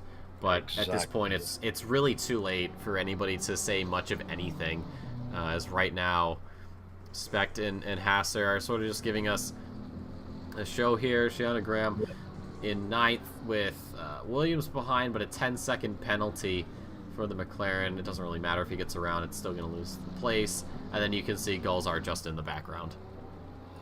Yeah, we've got, they're pretty much spread out now. We've had, now that I look at it, we've had very high rate of non-finishes. It looks like we've got 12 cars left running, so the rain will do that. Absolutely, it'll wreck cars, it'll wreck your mental concentration, it'll, potentially cause you to get angry and not want to play anymore. I agree with that. Yeah. So kudos for these guys that stuck around. This is as we've all day, the two of us have been talking about this, how tough this track is, how technical this track is, and then damp all day, not even full wet where you can just tiptoe, damp where you feel like you need to push but you can't. And these guys have put on a show. We've had a high rate of not finishers, but we've also had some really good driving, as Stevens is doing their best to let Hasser back in for one last chance. Took the words right out of my mouth. We will have, I believe we are going to have one, or actually the next time Backerton comes around the start-finish straight, it will be the last lap. Not as many laps as we saw in the Corkscrew split, but that is just because of the rain. Slowing things down as it always does. You don't have that dry line, you don't have the dry track, you don't have the slicks, so you don't have as much grip because of course these tires are treaded so that they can disperse water and keep you in contact with the ground, much the same way that your tires work in your car. But Backerton has had absolutely no problems at all.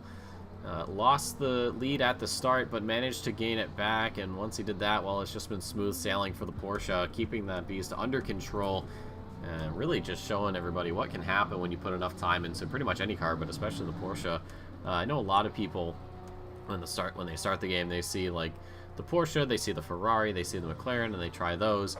But once they get to the Porsche, they always think, oh, it'll be very, very easy, and then they start spinning like a top and write the car off. But if you're someone like Backerton, you can really just say, hey, I know this car. I've got absolutely no problem with it, and he's on his final lap. So barring a devastating crash, it should be a very, very relaxing final lap.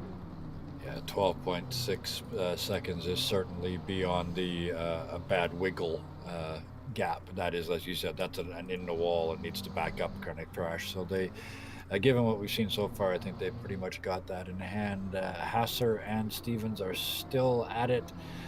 Some of the cleanest racing we've seen all night. Mistakes on both parts, but no crashing, no banging. Lots of good racing all the way through the field in the wet. I'm really, really impressed.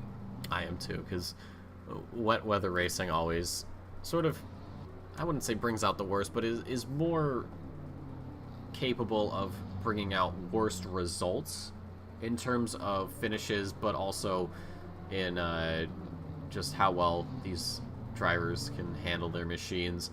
But yeah, like you said, these two especially have done a very, very good job of keeping it clean. Couple of close calls here and there, but nothing to really write home about. So these two will have one more shot around the Hungaroring, and we will see who comes out on top for P6. We'll see if any sort of desperate moves happen. Stevens inside line down to turn 1. Although Hasser does get a slightly better exit, but not close enough for a move quite yet.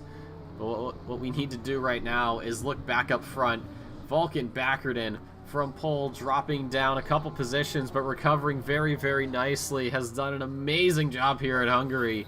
and is going to come across the line and win the race. Duarte in the background makes it P8. Golzar has a very, very solid race under his belt, makes it onto the podium, and Ben Keogh, it is P3 for him, and then we've got quite a bit of time before Marquez crosses. I knew it was a matter of time until we saw Golzar back at the top. That Nissan apparently took some getting used to, but Backerton and the Porsche and the Nissan and the Audi, the top three in this weather in those cars, that is some spectacular driving. Absolutely. Williams and Graham coming across the line. Graham going to pick up a P9 due to Williams' 10-second penalty, so very, very solid for them indeed. Javier Marquez, P4 in the McLaren, an incredibly good drive from him. Specht has Sanchez in tow, so these two just sort of buddy across the line. Specht in 3rd, Sanchez in 11th, and then it's down to Stevens and Hasser through turn 13. On to turn 14 we go. It looks like Stevens may have gotten the better deal, but as we come out of the corner, anything can happen, but I don't think Hasser is close enough. Stevens holds on for 6th, Hather in 7th, and then we just have to wait. Last but certainly not least, in the stricken Aston Martin, Michael Formato, P12 for him. He's had quite the race, but he's got to the end.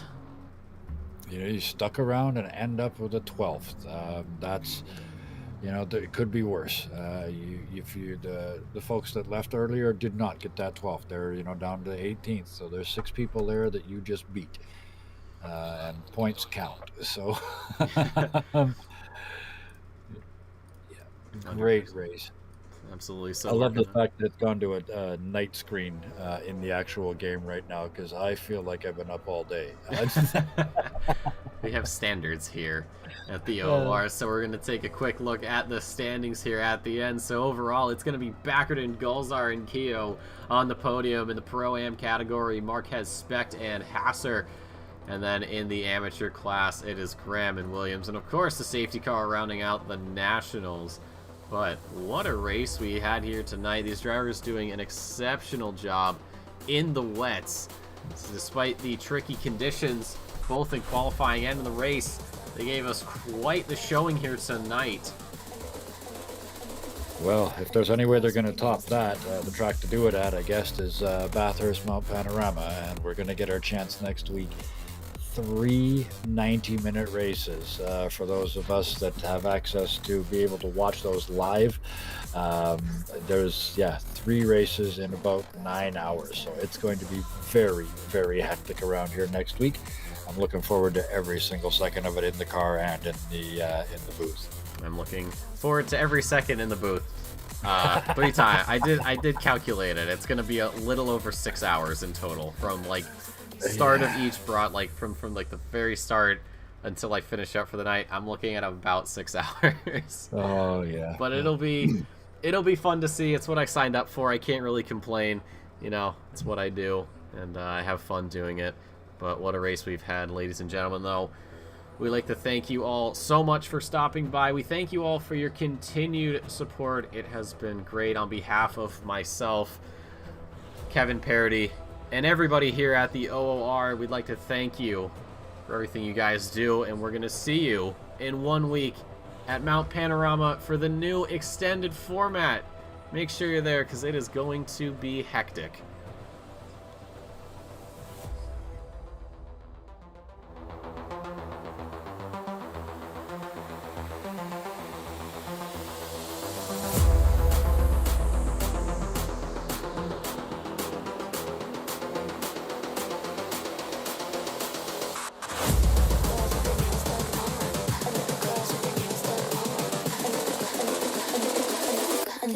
With their nails done now.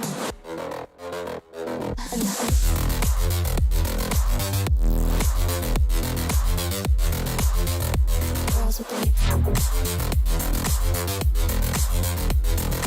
nails done. Girls with their nails done.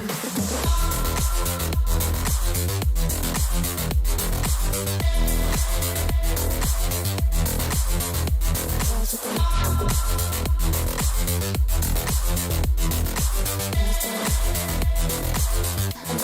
girls with their nails done